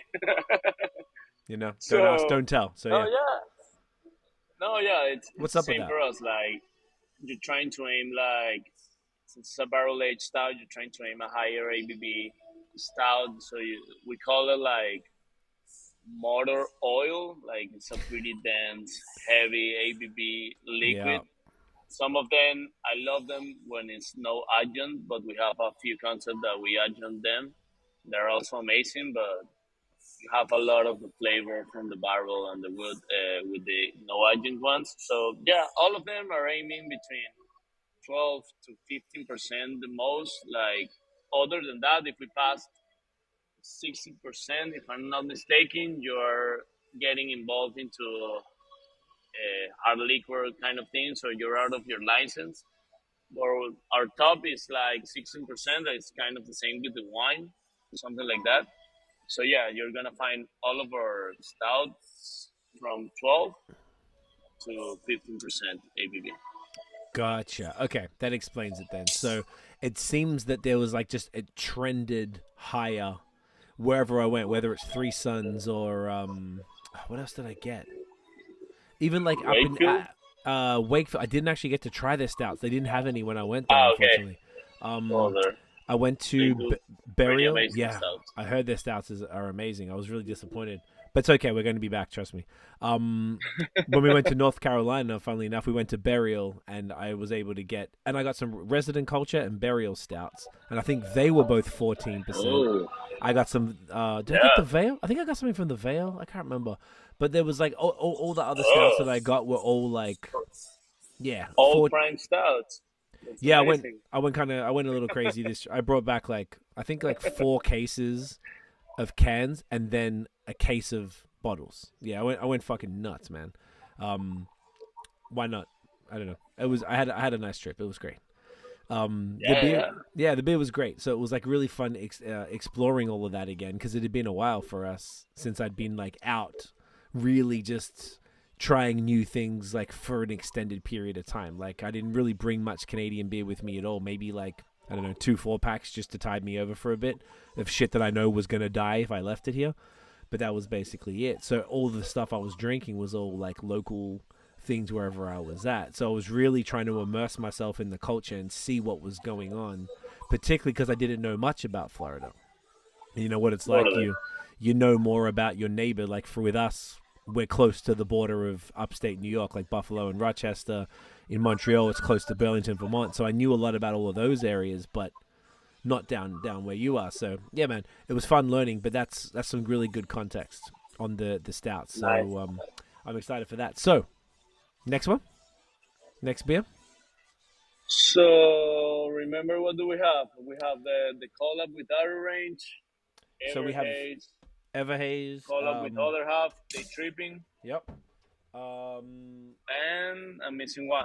The sour, Twisted Sails. And yes, so whichever you want. I have all of that here. Whichever you want to do.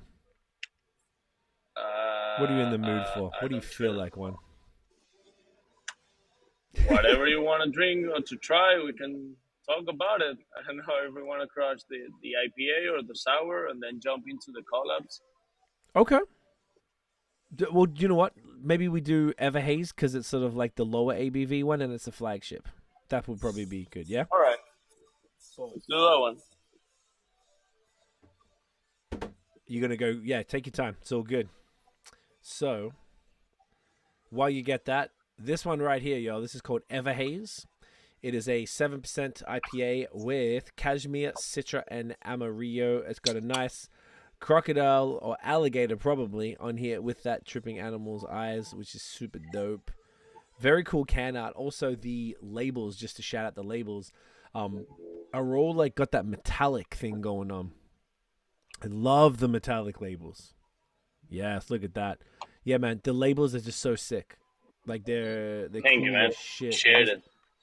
I love the just the metallic stuff of it, because obviously I know it costs extra. You don't have to do that. Like that just costs you extra to do that shit. No, but that's a brand thing. Like It's very cool. we're just on that track, so Yeah, we're bro. good. You got to do what you It's got to do, amazing. right? It's part of the brand. Yeah, man. I absolutely agree. That's all. Iggy's brain. It's amazing. Yes, he was saying that I don't know he How he coordinates. can be that creative, like it's amazing. If you left that to me, you're gonna have like the main logo and the name and change colors. Not good. And that's it. Done. Over. So, I mean, look at that. Nice, beautiful haze right there. So this one is 7%. I love that range for a single. I also noticed, this is just like a Canadian thing, I think, what you guys consider a single IPA and a double IPA seems to be a little different. Like I saw ones there that they called a single IPA. I don't think it was you guys, but they were like 7.9% and calling it single IPA. And I always thought that was kind of, I forgot where that was. That's high, right? Okay. So here it's usually between like 5% is a pale ale, between 6 and maybe 7 is like a 7 I would say is like the higher top that you can get of like, an IPA. Single IPA. Exactly. And then 7.5 is like no man's land. 8 becomes double, 8 and up becomes double, maybe 10 becomes triple. I noticed there was and this was not just tripping animals everywhere. All the doubles were basically 8.5, which you don't really see here too much. Oh no? Yeah. No, just small things, small little differences. Our IPA is exactly like 6-7%,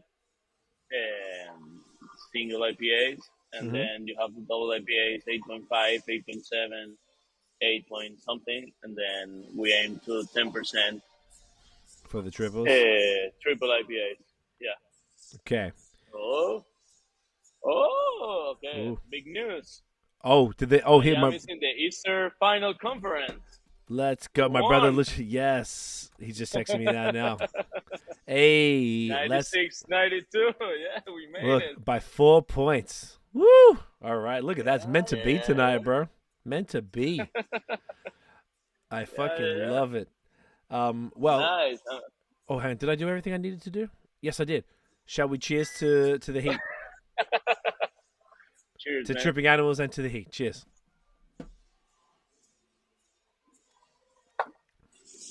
Yeah, this is gorgeous, man. I had this the other day. So tell us about this one. So like I said, IPA, 7%, cashmere, citra, amarillo. What's the vibes with this one? How did it become your flagship is my other question too.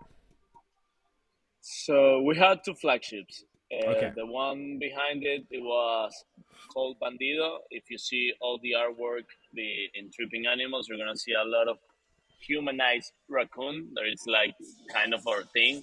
Okay. Also, if you saw a lot of things at Tripping, you're gonna saw us dress as a raccoon and playing around in the brewery or in any event.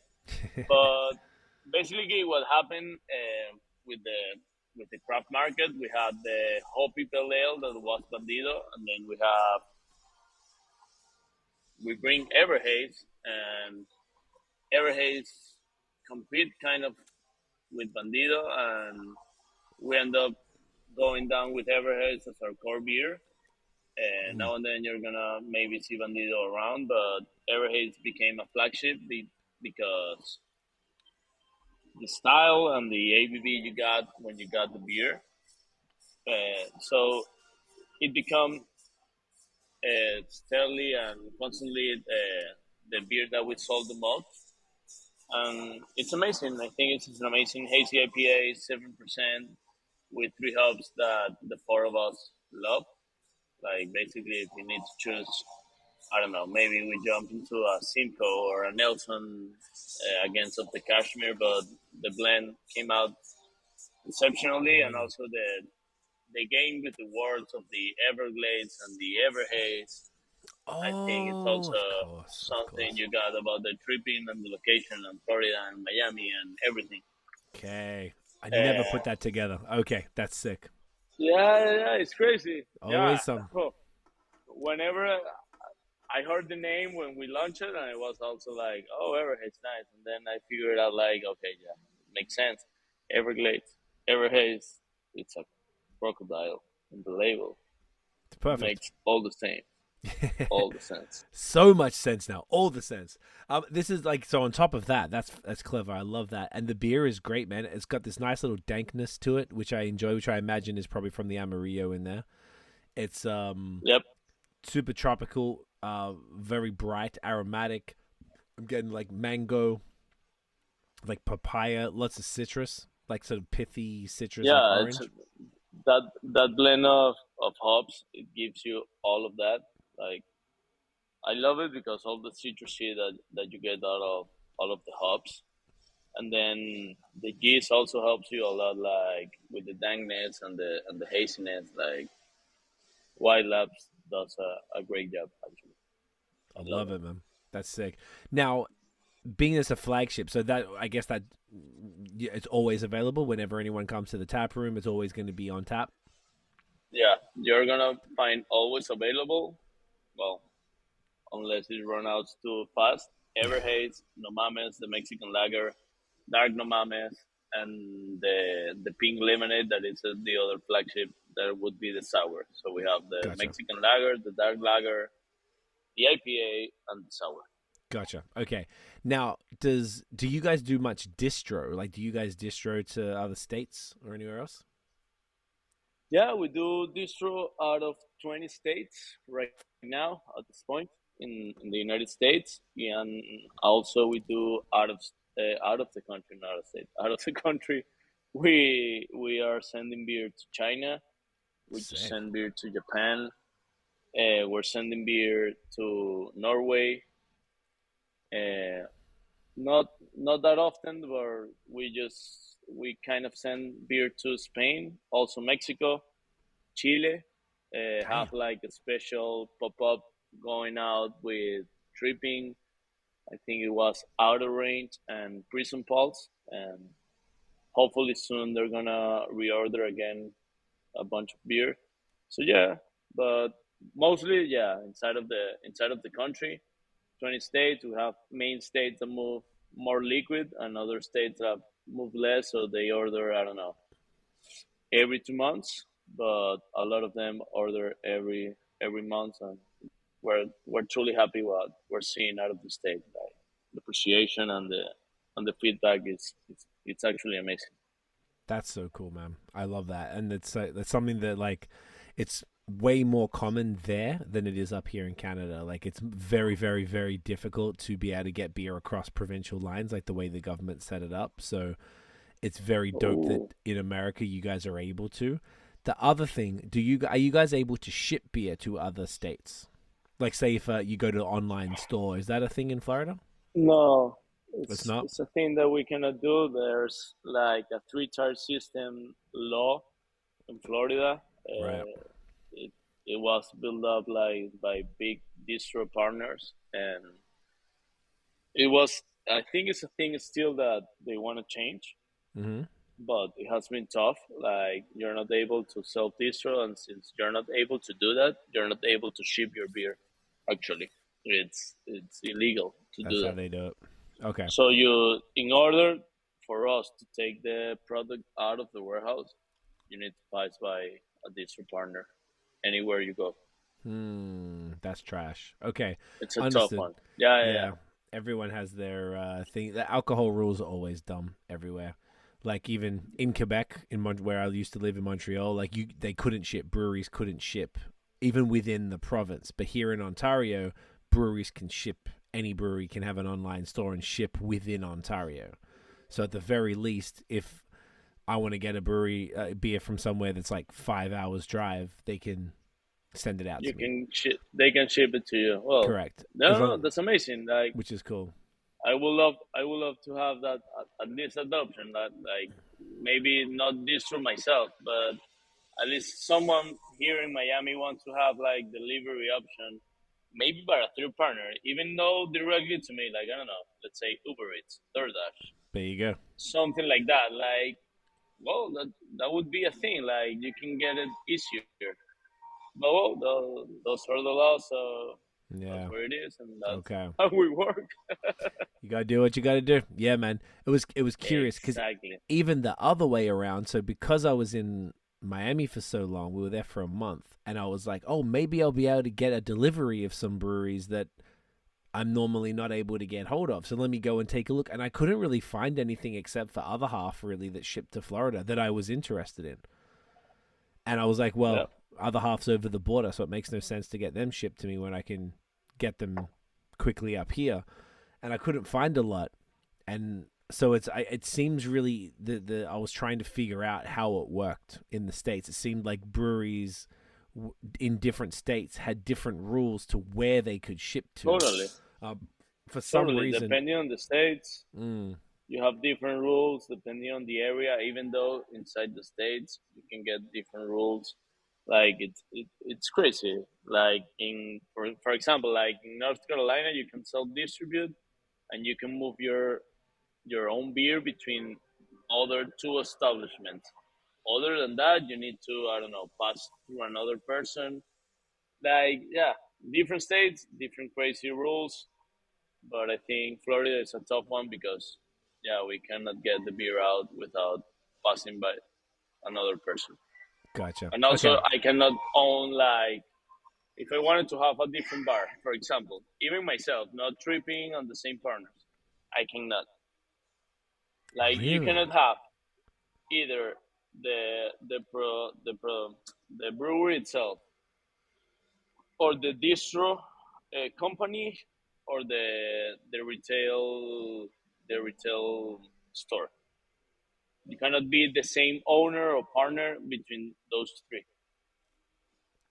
Interesting. They're really trying to separate that so nobody can rig the system, I All guess. it's separate. You have loopholes for sure, as Of course. everything, Of course. but you cannot do it that way. So you need to I don't know look around. Yeah, it's a mess. Interesting. But yeah, you cannot do it. Okay. Well, that's a shame. But at the very least, at least you've got distributors that can take your beer to these other places that can order Oh it. no and- no. Yeah. We're truly happy with all the digital partners, Florida, Sunshine, everyone. Like they have been amazing. They move a lot of liquid, and they took care of us, That's and great, man. that's a good thing. I love that. That makes me happy. So then the other thing I wanted to touch on from that was obviously, you're putting beer into other states, and you guys have been really big on a lot of collabs. You guys have been doing a ton of collabs with a lot of different breweries across the country, and I imagine beyond. Do you want to maybe talk us through? I mean, we've got a couple of collabs we can talk about that maybe we'll crack one of them next or whatever. But yeah, tell us about the collabs, man, because this is and I feel like when you and me were talking, you were telling me I think it was basically those sort of, I think it was either a beer festival or it was a collab that really helped you guys kind of get a lot more attention Yeah, Oh, in the scene. yeah. Yeah. As we talked earlier, like at the beginning, we did this collab called Bagheera with Kings. So I think that beer took us to a festival in New York, and here's Will Yes, Will. doing rounds. Shout outs to Will. But So, yeah, going to a bathroom, so it's fine. oh, okay. No, so I think that was the first collab that actually did the first collab. It was a hit, so we get our name out there to basically to the craft industry and the craft people to know that tripping animals was happening somewhere in Florida. And so after that, I think the relationships we build, basically I need to cheer up like Iker and Iggy. Those are our two guys we're for. Iggy and Iker, those are the guys that hold all the relationships we have. Mostly, like I'm not gonna say me neither or Danny, but those two guys like have all the relationships in the industry and they love them. So after that happened, we started having a lot of good friendships and they started supporting us a lot. That's so And sick.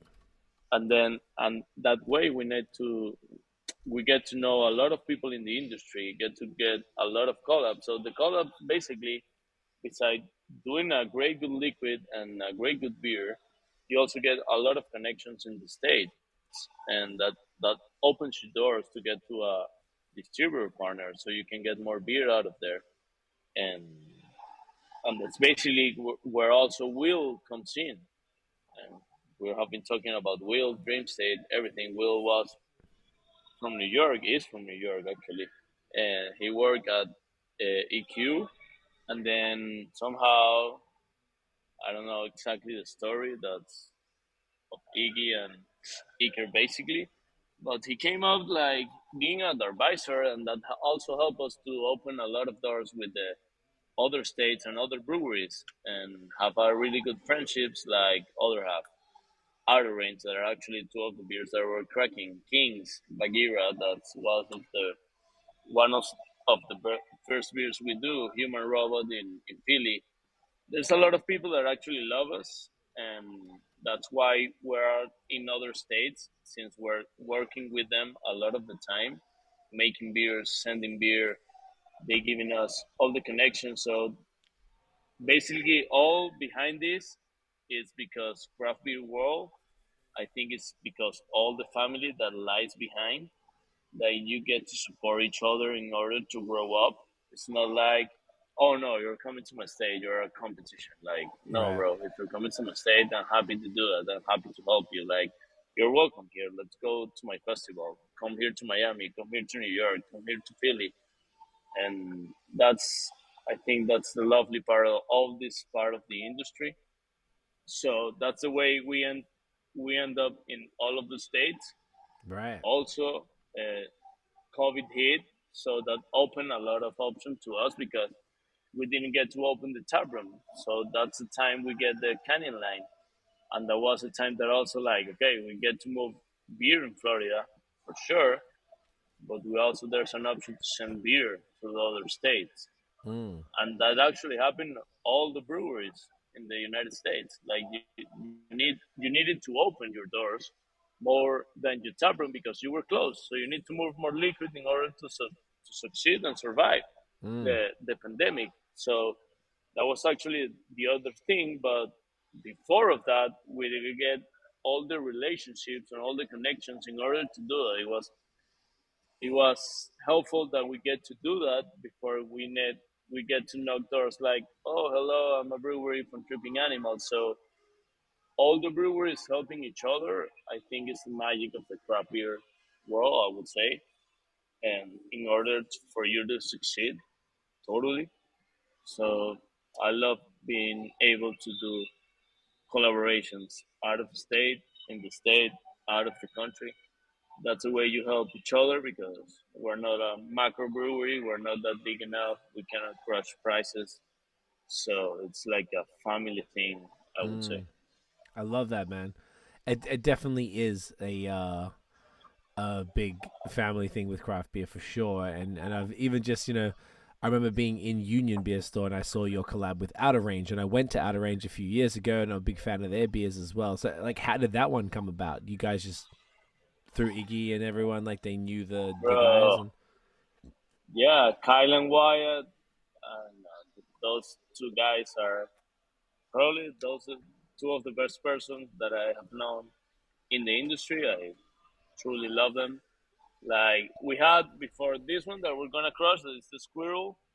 We did a collab that we actually brew here that it's called When Friends Are Home. So I basically the name sets everything for us. Like when friends are home is that like whenever we travel there, whenever they come here, it's this is your house. And for every other people we know and even the ones we don't know that we wanna visit, that they wanna visit us, the store is always open. You can jump in here, talk to us, get to know each other, see if we can do something together. Like I think that's again that's the magic of the business. And for me, Wyatt and Kyle from our range are those type of guys. Like hell when yeah, friends are home, I think we need to do that beer again for sure. And we're gonna crack the collab.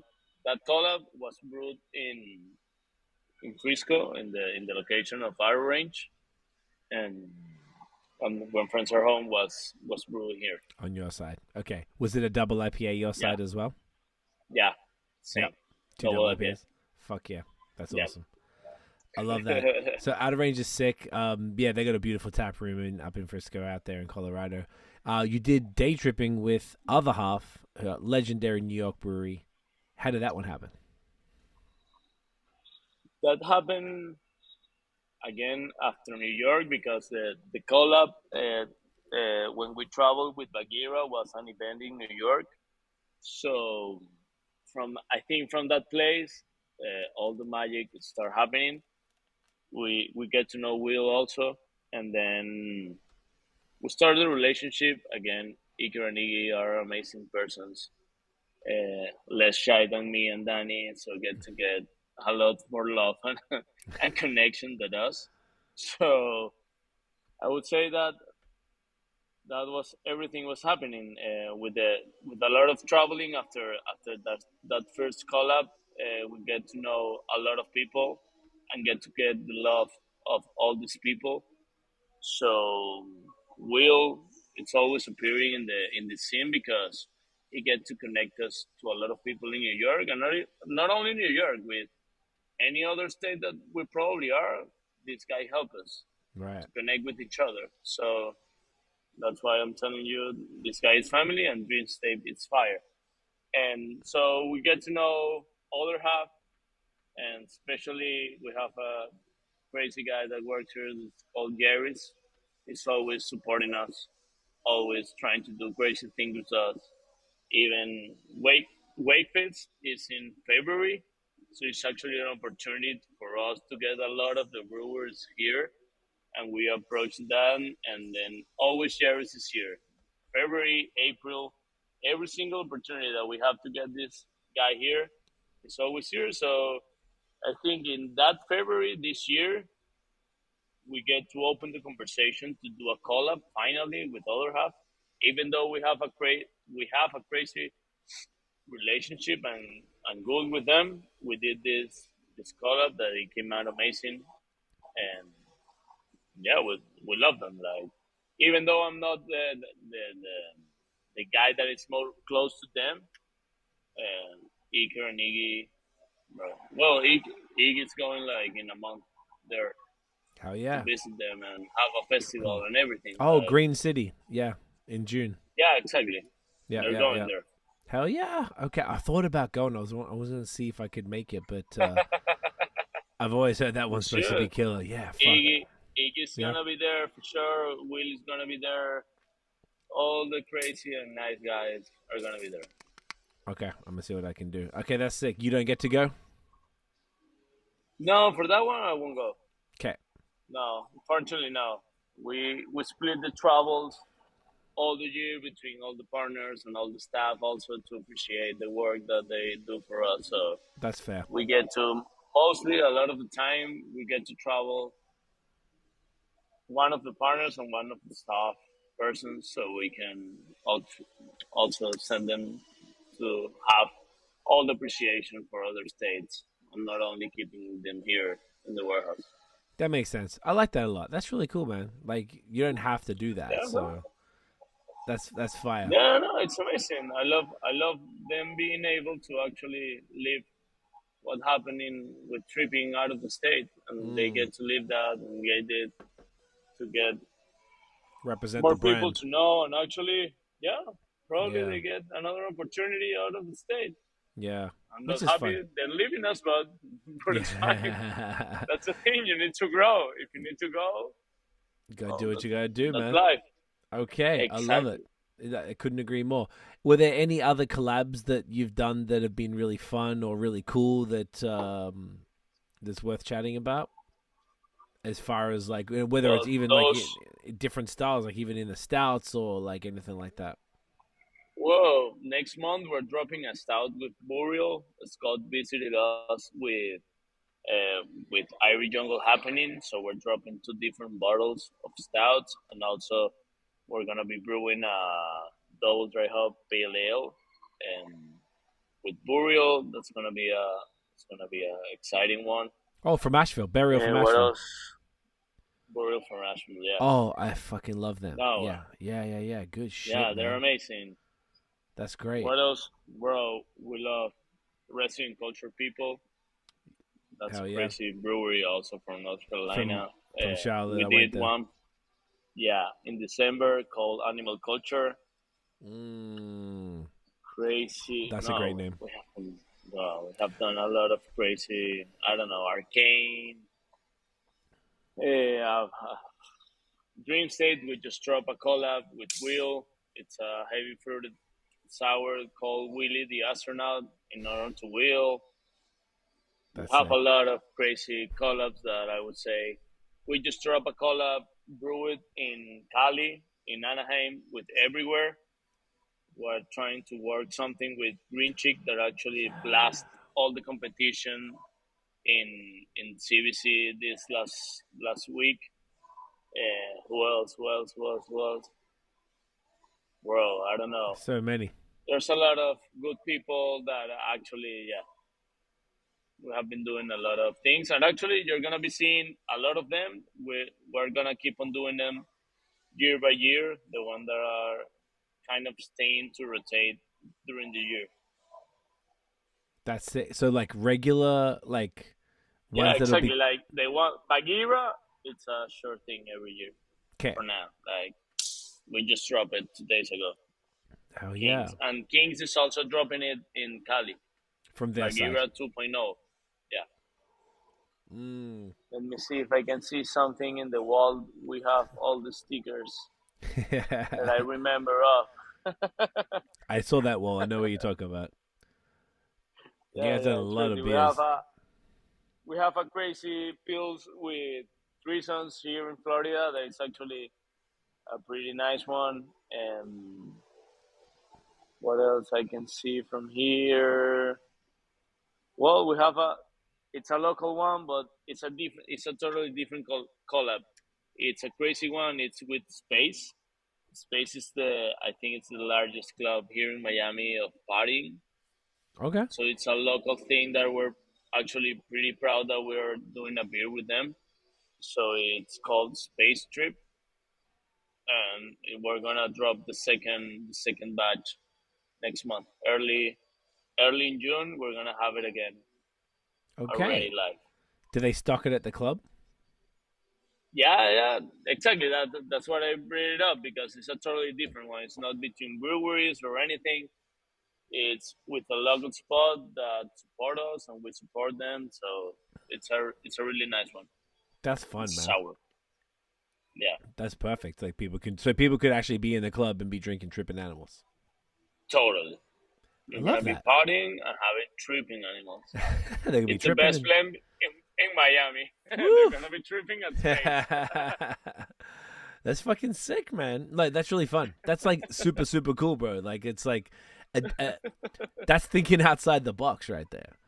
Like I don't know if I've seen some pretty interesting collabs. I feel like breweries are the most creative business kind of out there as far as like who they work with and stuff like that. But working with like a like a club that, like we were talking, you were mentioning before, when people think about Miami, they think about the nightlife and South Beach and all this stuff. They might not think about craft beer, but to be able to go to one of those places and access a local, highly regarded super fire craft beer and be able to drink that at a venue like that.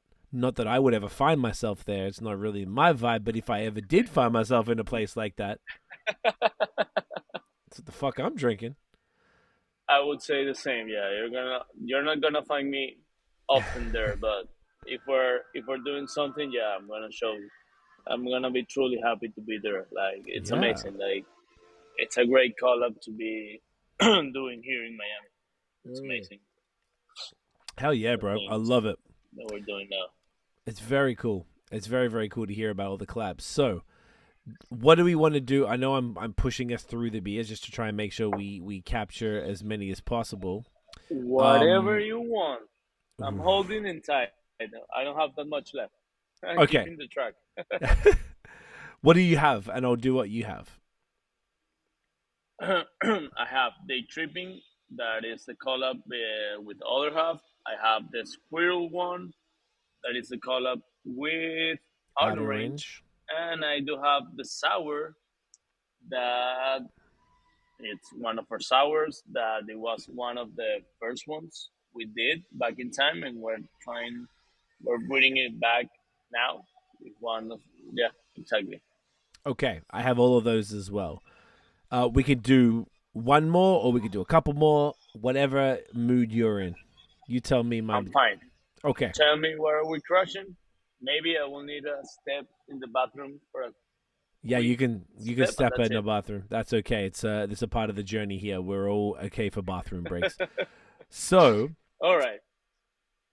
You know what? Are we crushing? Mm-hmm. Is it on me? Am I deciding? Yeah. I'm deciding. Okay. It's a lot of pressure. It's a lot of pressure. Okay. So, I had, you know what? I had Squirrely because I got it from the Union Beer Bar, but I have not had Daytripping yet. So maybe we try Daytripping. Do Daytripping? Yeah, let's try that. You want to try that? Let's do it.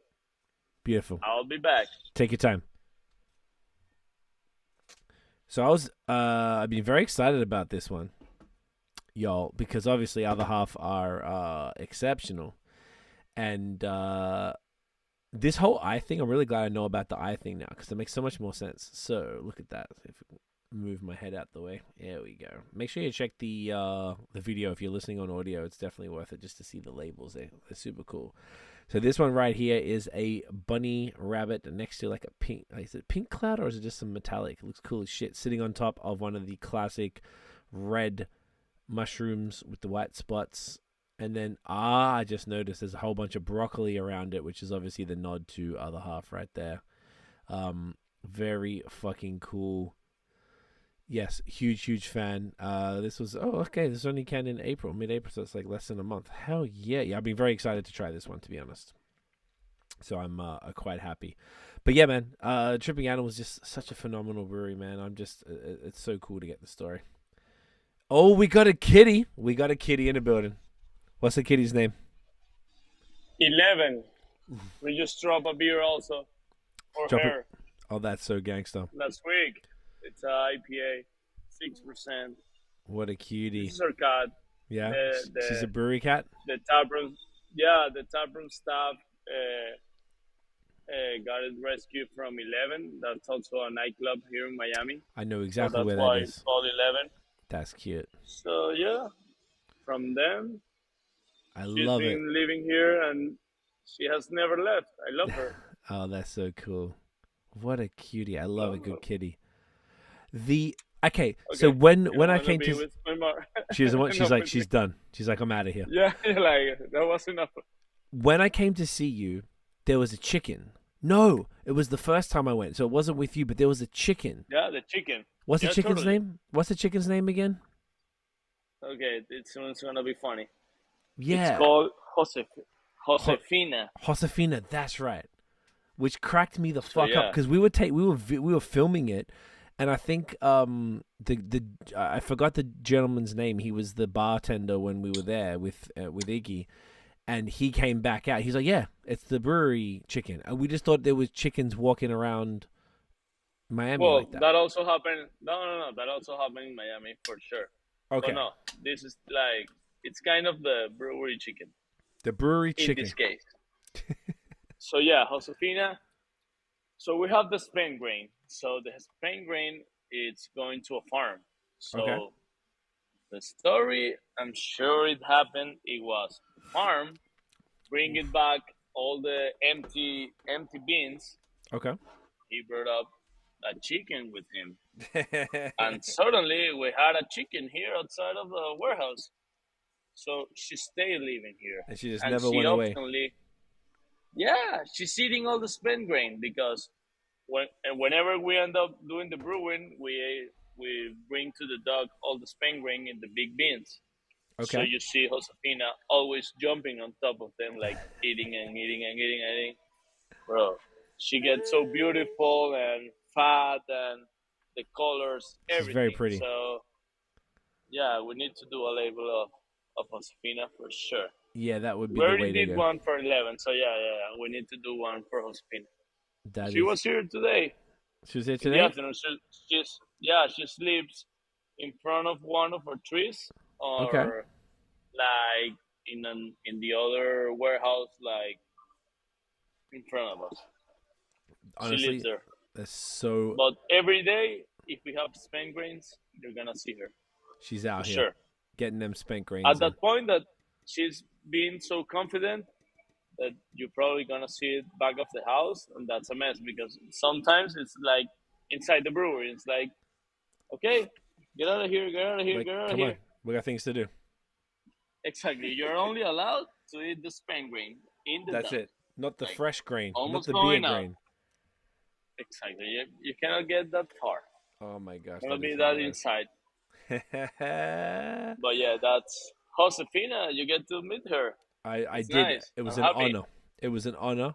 And the funny thing was that was once again that was my birthday. Then the weekend after that, we went to Key West, and there's chickens everywhere in Key Oh West. yeah, for sure.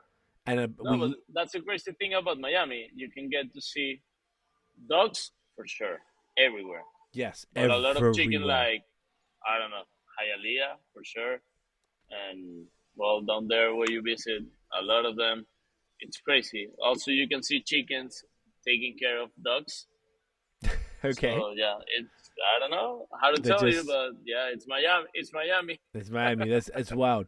Do you know? Like we googled why in Key West because there were chickens everywhere. They woke us up, type shit. First of all, cheers, brother. Get that in you. Cheers, bro. Fuck yes. Oh, that is gorgeous. I'll talk about the beer in 2 seconds. I remember there were so many chickens that were everywhere, and we were like, why is there chickens? This is weird. Like, why is there just fucking chickens everywhere? And my girlfriend Googled it, and apparently there used to be a lot of like the cock fights, like the rooster fights, where they would make the chickens fight each other. And then Makes once sense. they shut that down, instead of killing the chickens, they just go, all right. They just walked away and just let them go. And then they just kept breeding, and now there's chickens everywhere, and roosters all across Key West. And I guess some of them came to Yeah, Miami too.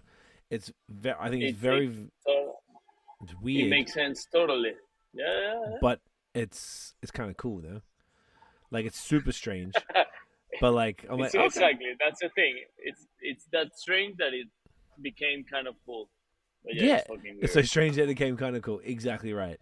So shouts to Josefina and all the chickens, and Oh also yeah, shouts to this beer right here, dude. This is spectacular. So this is an 8.5% yeah. double IPA 8.5 double IPA. with Rawaka Moteca Oat and cream. Nectaron. Oat cream. Oh, it's oat cream. It's an oat cream, yeah, because it got like a little bit of lactose and the percentage you have more oats than base cream somehow. And we work Oh with all yeah. the New Zealand hops in this one. Nectarine, Rihuacan, Motueka, because we were Yeah. working also with Hop Revolution for that time of the year for Irie Jungle. They were one of the big sponsors, so we got all the hops, no hopes, but Mhm. hops, and Hopes to. and then we. So yeah, we managed to do this collab, and as I was telling you, this they came out during Wakefest in February. We talk about it and we drop it off just for Ivory Jungle. Okay. Honestly, I've had a pretty reasonable amount of your beers at this point, and I think this might be my favorite. Nice, I This love it. is this is I love it. phenomenal, This is dude. my This favorite. is yeah, like I wasn't sure. Like I really appreciate the breadth of what you're doing. I'm like your sours are fire, the crispies are fire. I remember I had another pills from the brewery that was there on tap there. The stouts are fire. All the hate, like I just feel like this is fucking crazy. This is phenomenal. I wanted Nice, to ask. nice, nice. And I Yes, love the thing that you notice all the broccolis and all the yes. mushrooms I was and about to everything. ask. Like I love that part. I was hearing everything. I was like, okay, Yes, nice. I love that I they just. figured out everything about the label. I got one more. Are you familiar with that? No, not at all. What's that? That is Other Half's coffee brand called Cloud Cover. Oh, So Sam nice. started a coffee brand, and there's all the clouds on here. So I was like, I Oh, we wonder if never it's have them. them. So I No, bought we never have this. them. Probably Iggy knows He, because I he's the imagine he one might know. taking Yeah, care of all these amazing creations that I'm not. But yeah, yeah, probably it's becoming out of that because yeah, he was all aware of that and adding the broccolis and which is everything. And by perfect. that time, And look, there's they even shut down there's a a broccoli broccoli cloud. shadow, like a little Yeah, shadow yeah, cloud, like a little because shadow in the background. yeah, this is a crazy story. But by that Talk to me. time, suddenly there's a beer of them or two beers of them that it was like broccoli theme, Yes, and they need to shut it down because they got like an advice notice about the broccoli. I I saw that. forgot the name, but like a The cease and broccoli desist. broccoli association and thing. Yeah, it So was a yeah, joke, right? I think Wasn't it a joke, like an April Fool's Day thing? no, no, no. Do you Oh, know that why? maybe happened, but no, I The think name I of the think it was person. real. I don't know. Do you know why? The Oh, the name name of of the the person who signed the letter was Charles S. Smokewell, like Charles Smokewell. That was the name of the oh, person on the bottom of the okay. letter because I thought it was for real. My friend who co-hosts the podcast with me most of the time, he was Uh posting huh. about it because I just got him a can of broccoli like maybe a few weeks before that happened. So he posted broccoli beer that day, and he was like, he posted it all, and then I saw it and I was like, it felt a little weird because it was April 1st, and I'm pretty sure, like I know I might be wrong, Ooh, but I I think that didn't was the thought main. about it. No, no. We need to figure it out. We Now could, that I'm telling me, yeah, probably gonna tell Jerry's like, okay, this is actually real or not. yeah. I'd kind of like to know for sure. Let me see if they did it here. So this was the Instagram post, and the letter. Oh, it's Charles S. Smokeweed. Charles Smokeweed was the name of the guy who signed the letter. So that in an Okay, now I need to figure that out. yes. Oh, and it Oh, was if they did that, they got us all they got us all. for And do you know what's sure. even interesting? It says here is posted March 31st, which makes it less. So it wasn't on April 1st. It was the day before, which makes it feel realer. Yeah, but even though we can check it out, but well, Either way, tell the story. quick notice, we just drop the last batch of Dolce Farniente. It's our Italian Pilsner, but we actually get the same exactly notice letter from a winery that have Oh, some kind of grape or something. Um, so kind of grape, something that we cannot use the name anymore. So it's gonna be the last drop of Dolce Farniente. okay. So, But I wanna figure that out because I don't have any funky name in our notice. It's actually the winery and everything. right. So maybe they. What was infringing their trademark? Was it the name of the beer, or was it the? Yeah, because they have, I don't know if it's a grape or a brand of the winery called Dolce of Farniente, something like that. So since in the same like liquor area, something like that, they were super nice. Like we told them like, oh sorry, we didn't know about it. Like this is our last drop, so we're fine with it. Okay. And they were cool, but it was kind of the same with the notice that other half dropped, and but it was kind of the same thing. I didn't notice the It was the only the signage name. of the Yeah. other half. That was the only giveaway. Everything else was like it Totally seemed legit. weird, Yeah, it seemed. but it made sense at the same time. Yeah, it was fucking weird that you. Yeah, it's a broccoli. I don't know. Yeah, it seemed Yeah. weird, but I didn't notice any signage or anything. I didn't Maybe. look at it either. Someone else pointed it out, and I was like, oh, because I was about to. I was like, oh no, that's fucked up. Like, how can they do that? Because I'm like, all of their brands are like, cheeses and other, isn't they got a potato and like Totally. all these other And now that weird you said things. it didn't make sense. It doesn't make sense. No. Okay, no.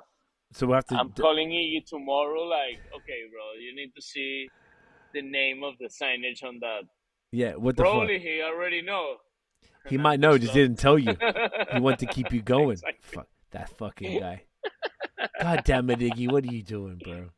It makes sense. It makes sense. It does make sense, but though this is great. So is this particular as in it's not just great? Sorry, this is spectacular. I fucking love this.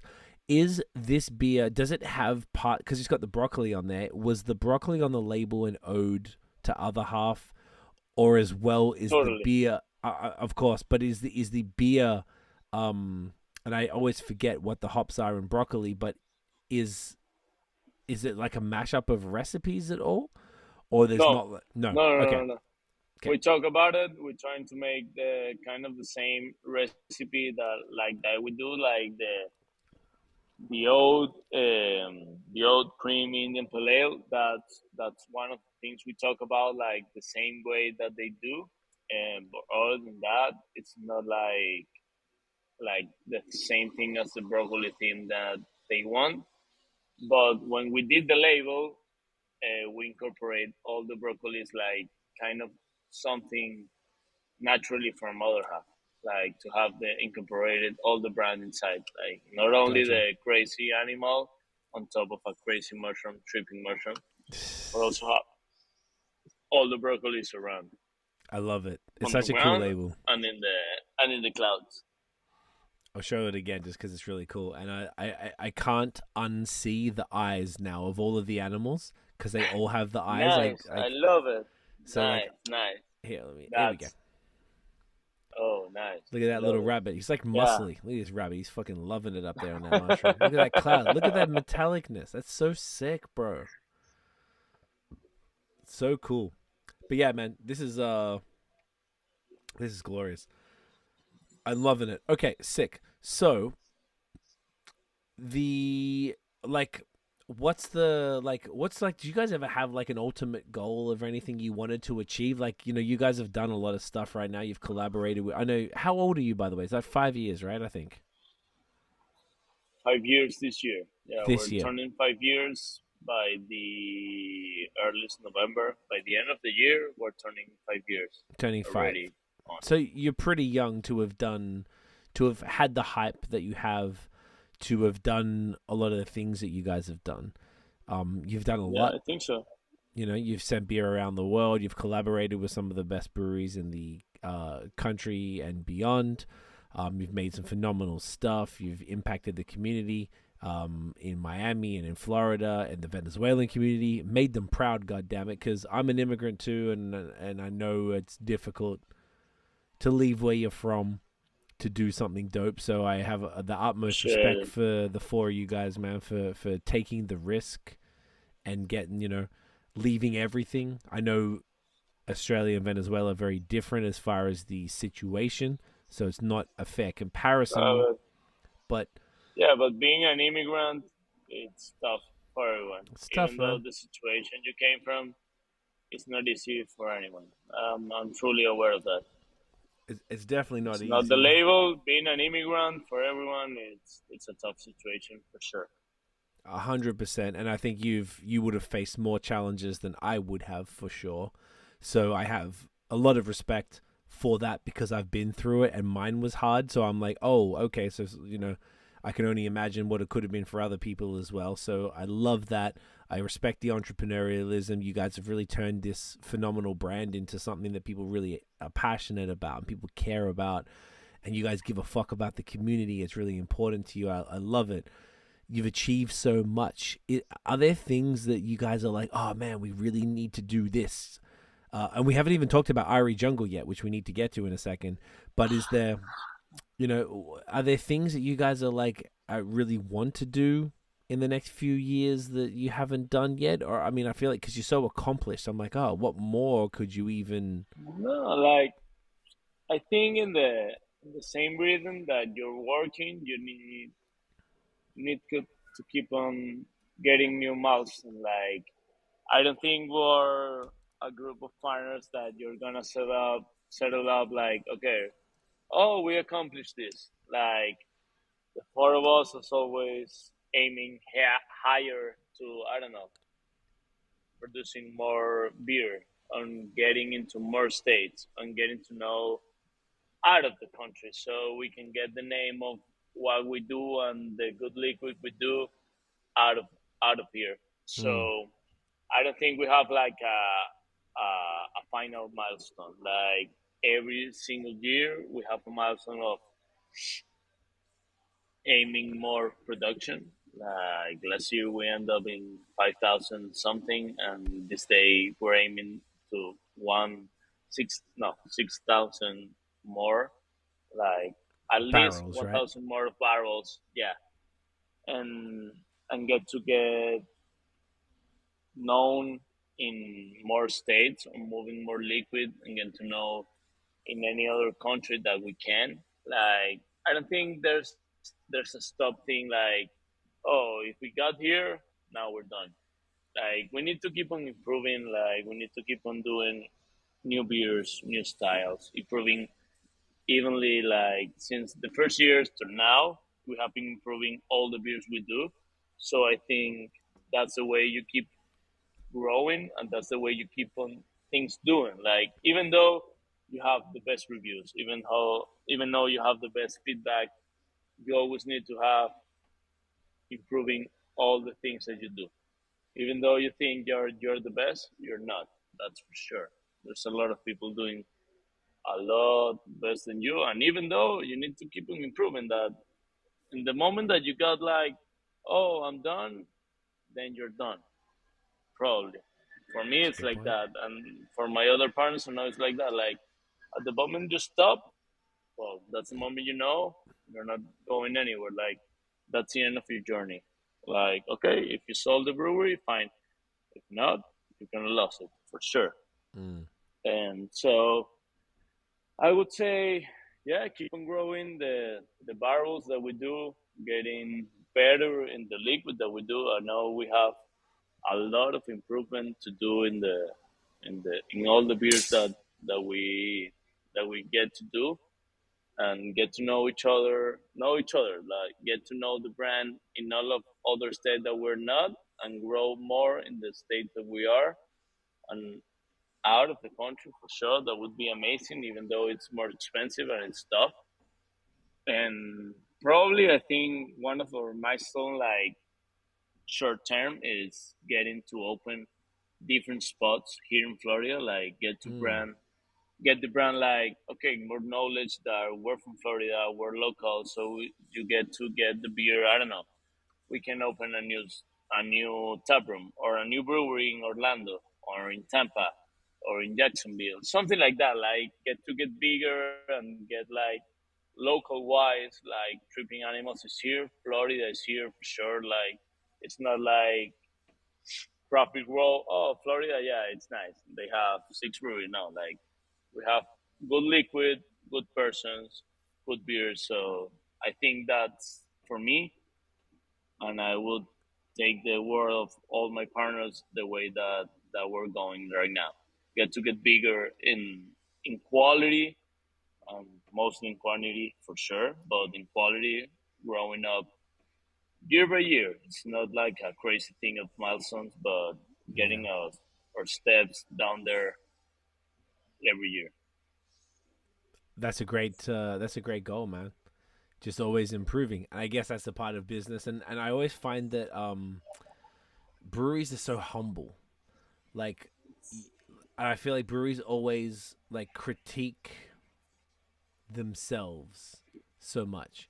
They're like their own biggest critics, and not in like a bad way, but just always like, yeah, they always see like, yeah, I could have done this a bit better, and we need to do this a bit better. And I kind of like, as much as maybe from me on the outside, I'm like, nah, man, this shit is great. But I can understand that you're always wanting to perfect something and make it better and better and better. And I guess that's Totally. the driving force But for keeping you yeah, I going. think that's what keep you moving. It's like I don't know. You told like I get to ask you like, okay, what about your podcast? Like you can get me like, no, I love my podcast. It's great. I get this and that, but maybe I can to improve in this and that. I don't know, the Yeah, the shoots audio, or the the length video, the or the beers, merchandise. Yeah, yeah, like because you're getting to improve to get more audience, to get more know, like to get better in that. And yeah. it's same like I think if you don't get too comfortable in the things you do, you always get to work Yeah. to get better. Like that's the thing. So you don't get to stop moving.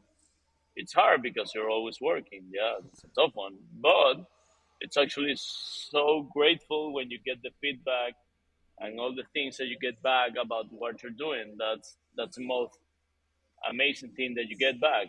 I'm not talking about the business or anything that we receive, yeah, of money that you need to live for. Like all the feedback, all the reviews, all the people that say, "Oh, your beer is amazing. You guys are amazing. Your family is amazing." Those are the things that keep you moving the most. So I think we're working forward to keep on doing that as we were doing since we opened. I love that, brother. That's a really great perspective on that. I didn't think of it like that, and you're right. You're 100%. It's like anyone who's doing something is always going to want to keep making it better, keep perfecting it, because there's no such thing as perfection. Even if I don't know, you've achieved the pinnacle of your industry, you're still going Exactly. to want to do more. You see people who win Oscars or Grammys, and they're like, yeah, I still need to make this better, and blah blah blah. It's I totally get Totally. it. Yeah, I like that. I think Yeah, that's even really though you go. see me winning all the medals that I can in a year, it's like, okay, now what we do different, like what we need to get, what we need, exactly, like how we can improve this. Yeah, It's that. Like, you need to keep on moving. Like, I don't think there's a thing that you can stop. At least, maybe this is for me more personally, but I'm talking with of all the partners. You're looking always for excellence and getting improvement and getting things better. The beer, the liquid experience, everything. That's where we're aiming at. mm. I get that. That's awesome, dude. I think that's the best attitude to have, and yeah, it's the only way to get better, kind of, and to keep maybe from the outside looking in, everyone's just loving your stuff. Like, yeah, what do you even have to worry about? Look at you, man. Like, you're distributing everywhere and you're Exactly. collaborating. But on the inside, you're like, that's all great. And I'm acknowledging that. But we could tweak this and we could make this better. And we can do this and this and this. So I totally get it, man. I totally do.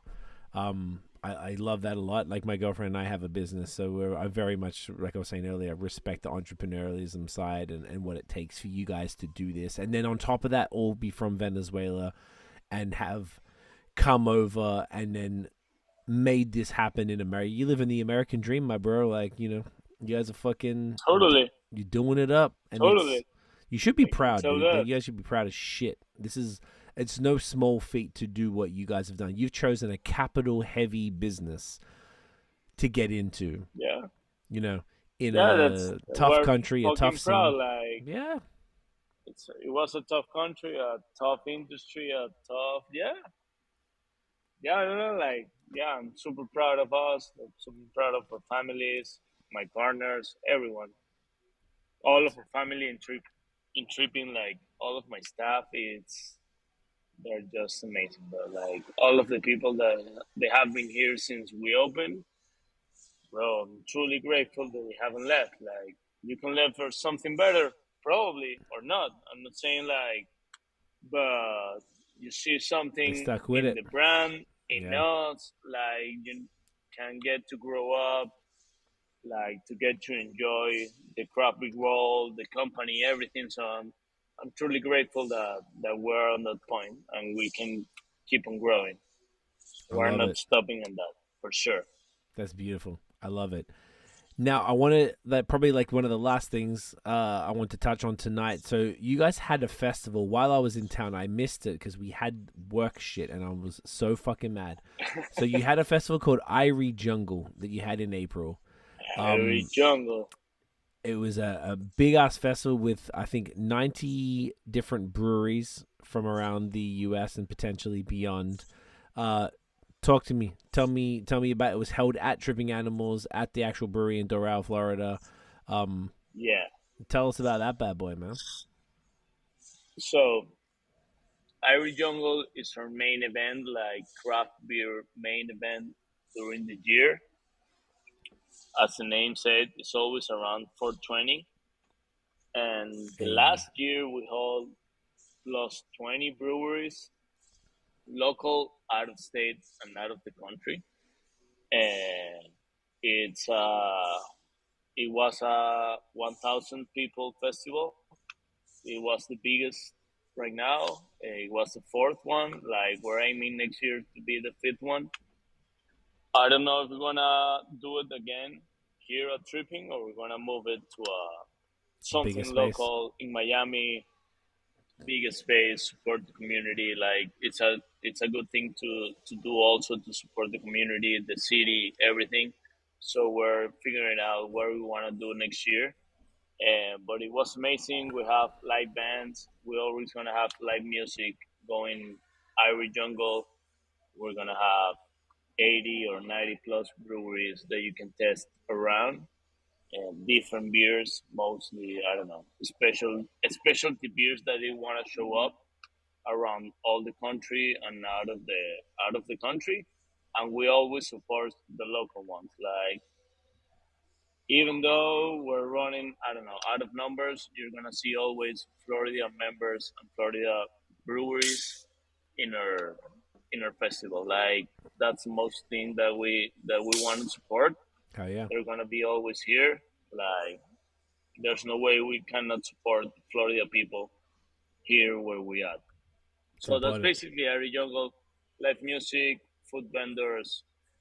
Actually, we're introducing commercial vendors, so you gotta have merch or I don't know, coffee as we talk about Tinka's coffee, all of the different things. We're trying to do a beer festival, but crazy about it. So we every year we're trying to make a difference and trying to change it a little bit, so you get a new experience every year. It's not just a beer festival that you get to drink a lot of beer with samples. So you get a whole different experience with the music and with the vendors and with the experience itself. So next year, hopefully, it's gonna be different than this year, and yeah, hopefully, we're gonna see each other next year. Sure thing. Hell yeah!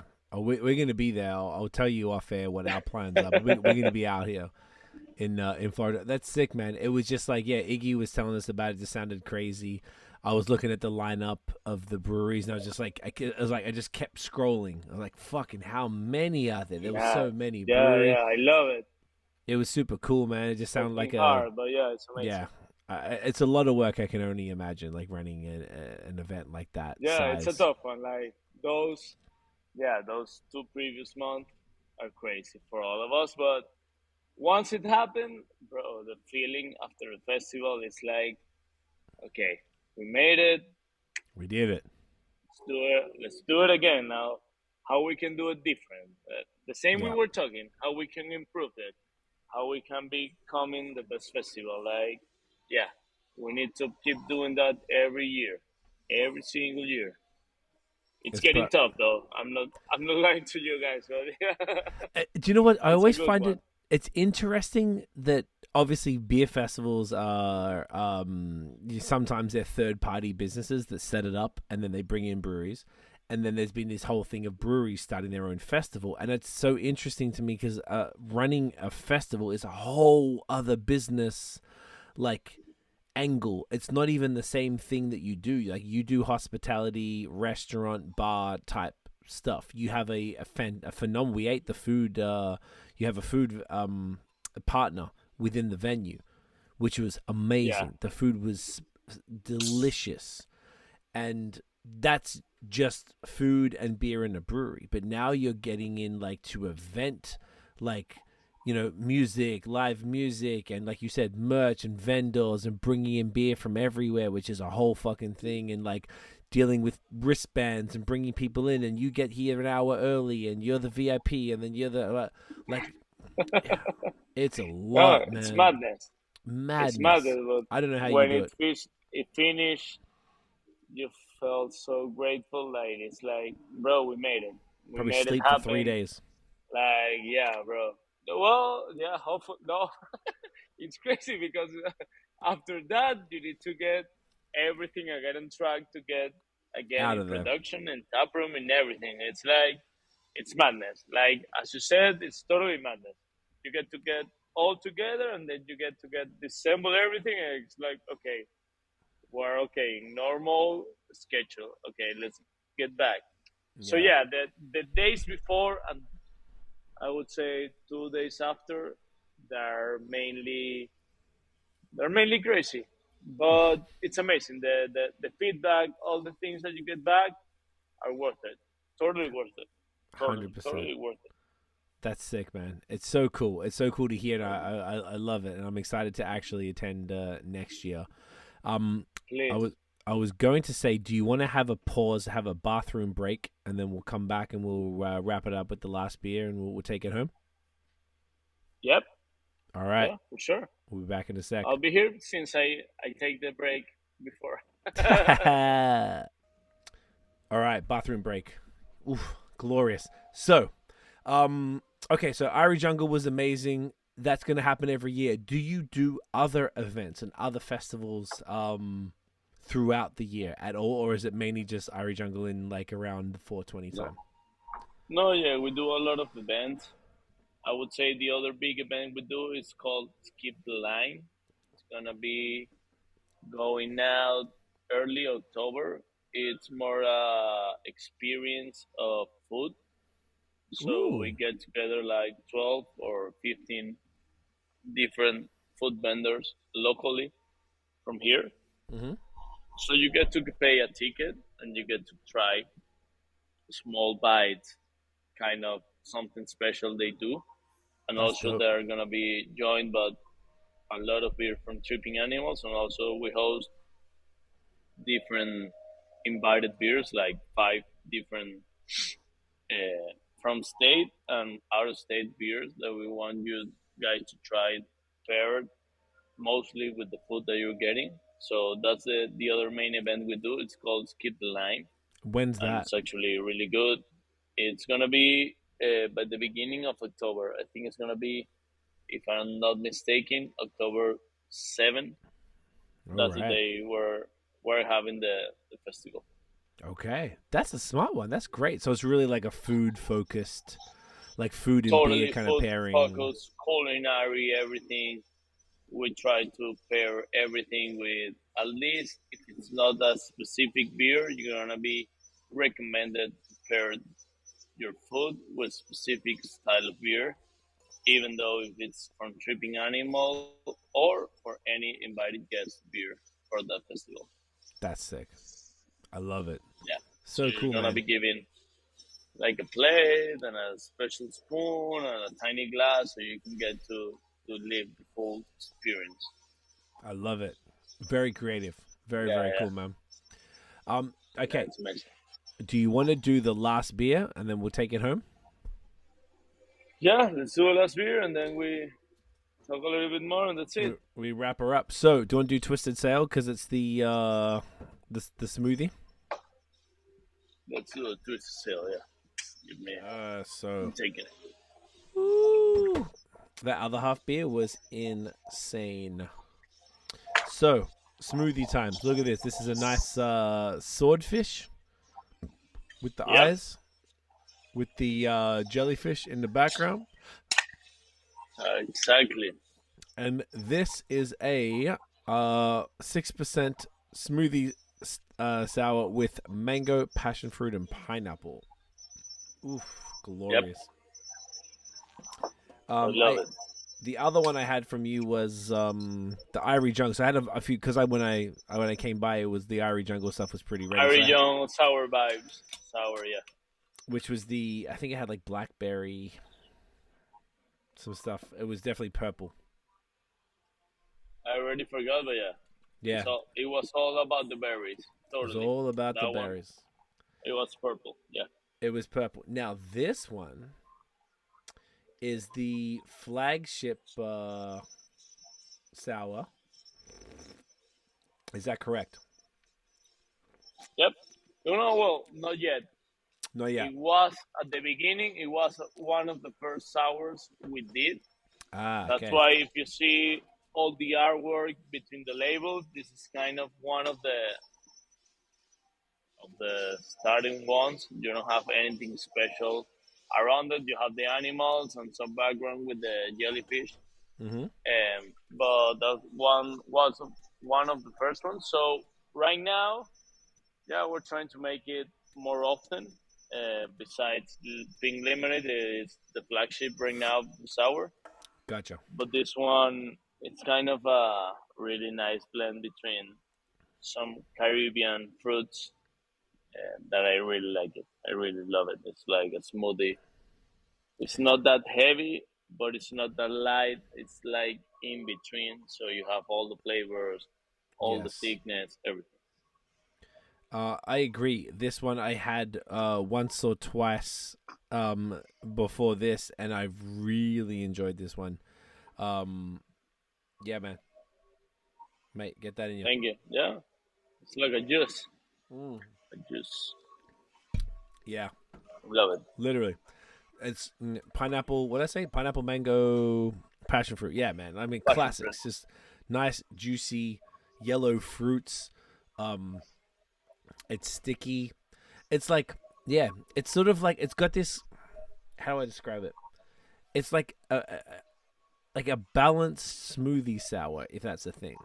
Like I feel like it's Totally. intense and sticky and sweet, but it's not crazy. Like it's not like overwhelming and heavy. Maybe that's the way I'm Totally. looking. Yeah. That's a mode that I like. Like you have everything. It's not that heavy, and so that's the way I like it. Like you have the thinness, you have the thickness somehow, kind of there with Yeah. the mango. Yeah. You have all the fruits in there, so that's why I really love it. Yeah. It's like, and this is what I was tripping out about a little bit. I think I was just telling my girlfriend now. I was like, she's like, oh, when I went past her to go to the bathroom. She's like, oh, how's the podcast? I'm like, oh, it's amazing. I'm like, this fucking other half of beer is just blowing my mind. It's crazy. I'm like, I really think my palate was.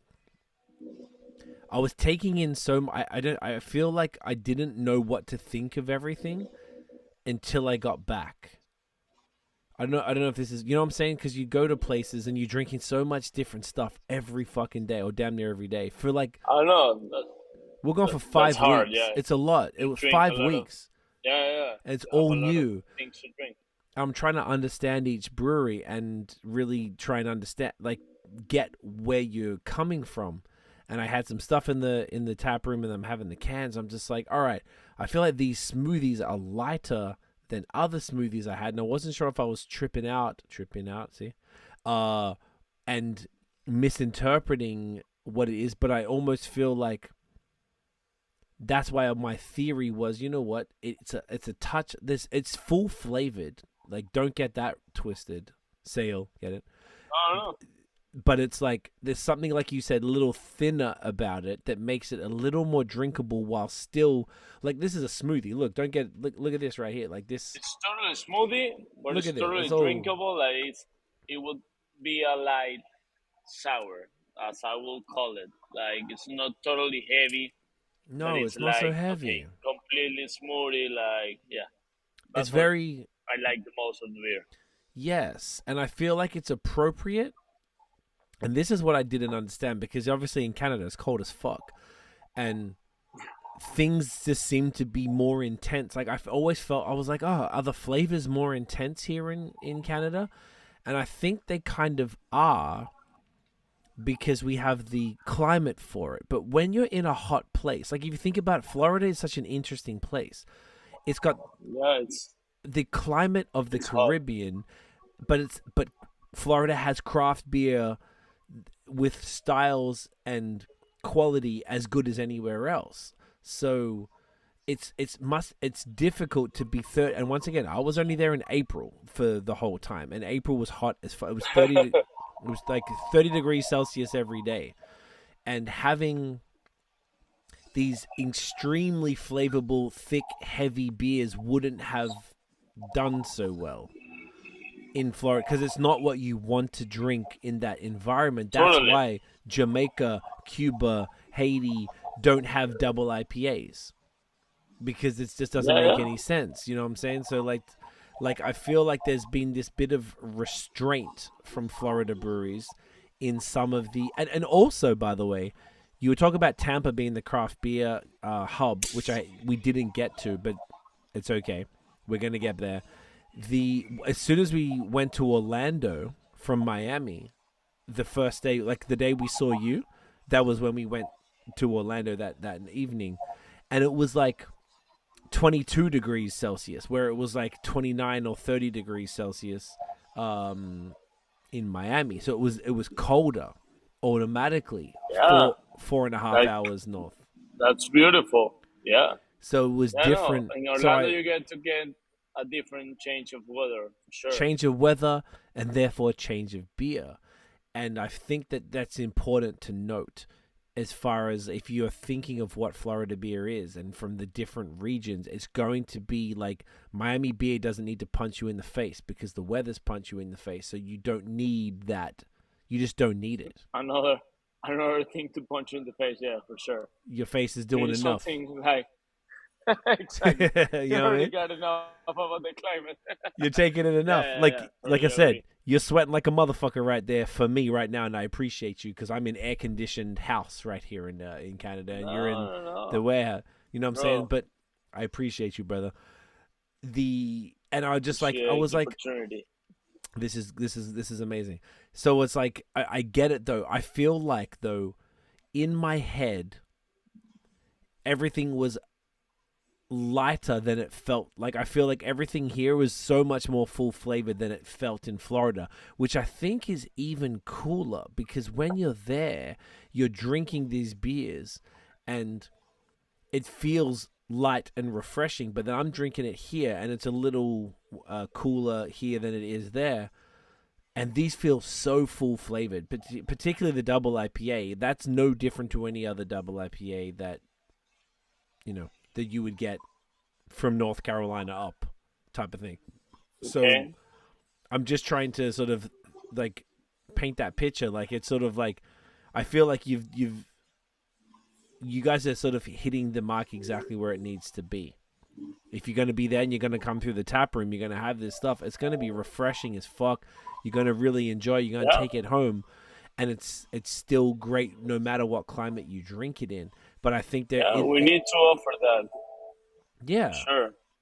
it's important to note the climate, I think, though, because it's something that maybe if you're only in Florida, maybe you might not think about it. You might not even consider that. But coming from Yeah, this far north, if you're coming out of here, yeah, you need to consider about it, because if you live here, you actually know how to move with it. Like, you know what to get. Like, it's totally different. But yeah, if you're coming out of the state, coming to Miami, especially in summer, yeah, you need to figure it out what to get and how to get refreshed in this hot summer. yeah. Totally. I'm just changing the battery in the camera, but can you hear me? Yeah, I can hear you still. I know the image got freeze, but It'll still hear you. change. It'll change in 2 seconds. Oh, look, now it's all you. You're It's running the fine, podcast, it's fine, bro. yeah. It's You're all running me. it. Woo!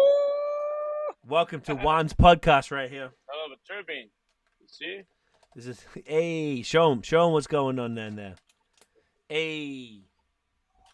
That's the office with the AC. Oh, With that's Will. back of the house. Yeah, we already left, but the office is cold.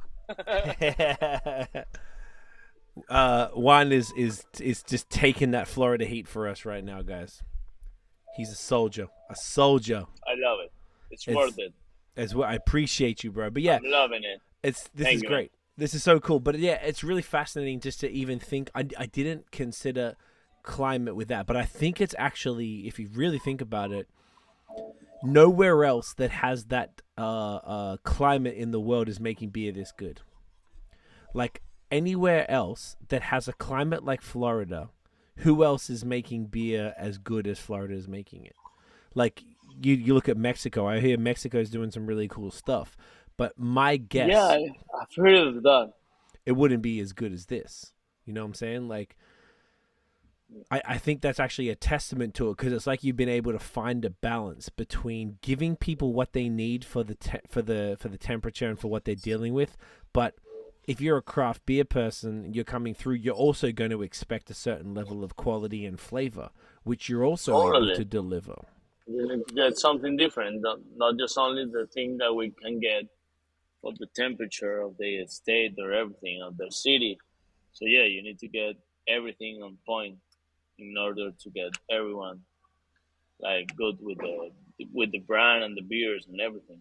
So yeah, I'm truly like agree with you.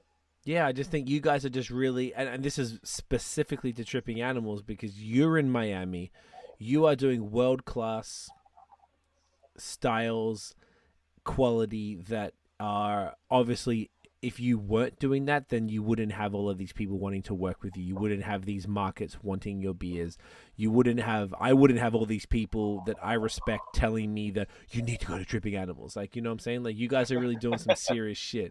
That's amazing. And you've been able to find this sort of ground where you're able to, some beers, like, you know, the first one, the Polar, like, you know, like a nod to where you came from.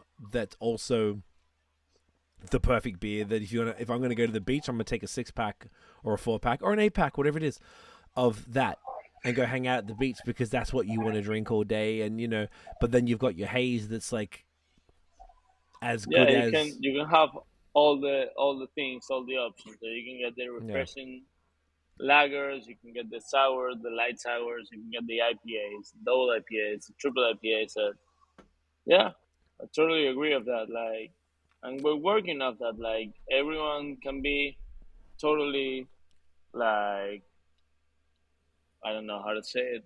Oh shit, I'm forgetting how to speak English right now. It's okay. Like, Second language. It's been a lot of beers, bro. And it's hot. You're sweating. You can be You're sweating. totally fine and agree like with everything we do, and you can get everything you need in order to be like good with the beer. Like, you can be with the sours and the lagers, and you can also get the stout, the heavy ABV stouts, and the triple IPA. So we're trying to manage that, like, to accomplish, to fulfill all the customers that it's coming through Tripping Animals. 100%, and that's really what it is, man. It's like whatever you're into, you're gonna be able to get it there, and it's you know, it's sort of like the quintessential Miami beer at this point. Like it's really what you guys are doing. You're representing the city and the state so well in every aspect, Thank and you, you're man. continuing to push the boundaries and just keep just doing better and better shit, and throw the events and do all the stuff, man. So like honestly, I'm a big fan. I just think you're a legend. Iggy's a legend. You guys are just really cool. I met all the other partners when we were there, and you Thank guys you are so just much, man. very welcoming, very hospitable, which obviously comes from that Latin American like culture that's just that really focuses on hospitable. No, what's hospitality in general. Like you guys are just very welcoming, and like it's just such a great experience in the tap room. Like I said, I spent my birthday there. And I really fucking enjoyed it. It was just a great time, and since then I've been fortunate to be able to I obviously made sure I saved all the beers for the podcast, but I was being able to drink a bunch between now and then and just really soak it up and really like get the vibe of what you're doing, man. And it's just really, really cool, and you should be super proud. And I really appreciate you and appreciate the team, and I appreciate your time hanging out, man. And I'm very, Thank you very so excited much, to get man. back. I'm truly grateful for you inviting me here to talk about tripping on the family and all that we do. Like, it's been amazing. I truly appreciate it. It's an honor, my G. So you know what? Let's take the thumbnail. I'm going to take a screenshot of our thing. Do you want to All hold up? right. Do you want to hold up some cans? And we'll take a nice little screenshot. Okay, what do you got? I'm going to try and hold up different ones to you. Oh, okay. You got the day trip, and you got there. That I'm trying to. Maybe I'll do these ones. Got the day tripping. 'Cause and I got this today. Oh, perfect. I got the other two. Look at that. So, if I got that, I'm going to take the photo here. Okay. This way. Okay, you ready? Ready. Boom. All right, done. I'm going to wrap this up and then stick around after I wrap it up, and we'll finish up off air. But Juan, my brother, thank you so much for your time, for hanging out with me tonight, man. Thank you so much to you, man. It was truly a lot of fun. Appreciate it. I appreciate you, dude. Like, you're a legend. Everything you guys do is fucking phenomenal. Where can everybody find Tripping Animals online and in person? Okay, so that would be trippinganimals.com. That's the best place so you can find us. We have a beer finder. We're working on it. We're adding state by state, so you can be aware of every store and every liquor store that you can find us. Sick. If not, you can always send us a message through Instagram, or if not, you can send us an email through info@trippinganimals.com. Whatever you guys need, please send us an email. I will take care of it. Send you in the right direction with any distro partner or any store that we can hook you up that carry tripping animals. Whatever you guys may need help, hit us by that email, info@trippinganimals.com, or Instagram @trippinganimals. Please. That's perfect. So make sure you go follow them. Send them an email if you're looking for anything, and Juan will hit you up. But brother, thank you again for your time. Stick around. I'll wrap this up, and we'll finish up off air. But I appreciate you guys. Thank you so much for watching and listening. If you enjoyed the episode, smash the thumbs up just for one. Hit subscribe below, hit the notification bell so you know when all the new episodes drop. Follow us everywhere at BAOS Podcast, and check out the long form audio. We drop every week. We're back in action. We're back in Canada. We got fucking podcasts coming every Wednesday. If you're on Spotify or Apple Podcasts, give us that 5-star rating, because we got these conversations, not for me, it's for Juan, it's for the guests, it's for the people who are telling their craft beer stories that we're capturing here, and that's what I'm proud of. So I appreciate you all. We'll see you in the next one. Peace, y'all. See you.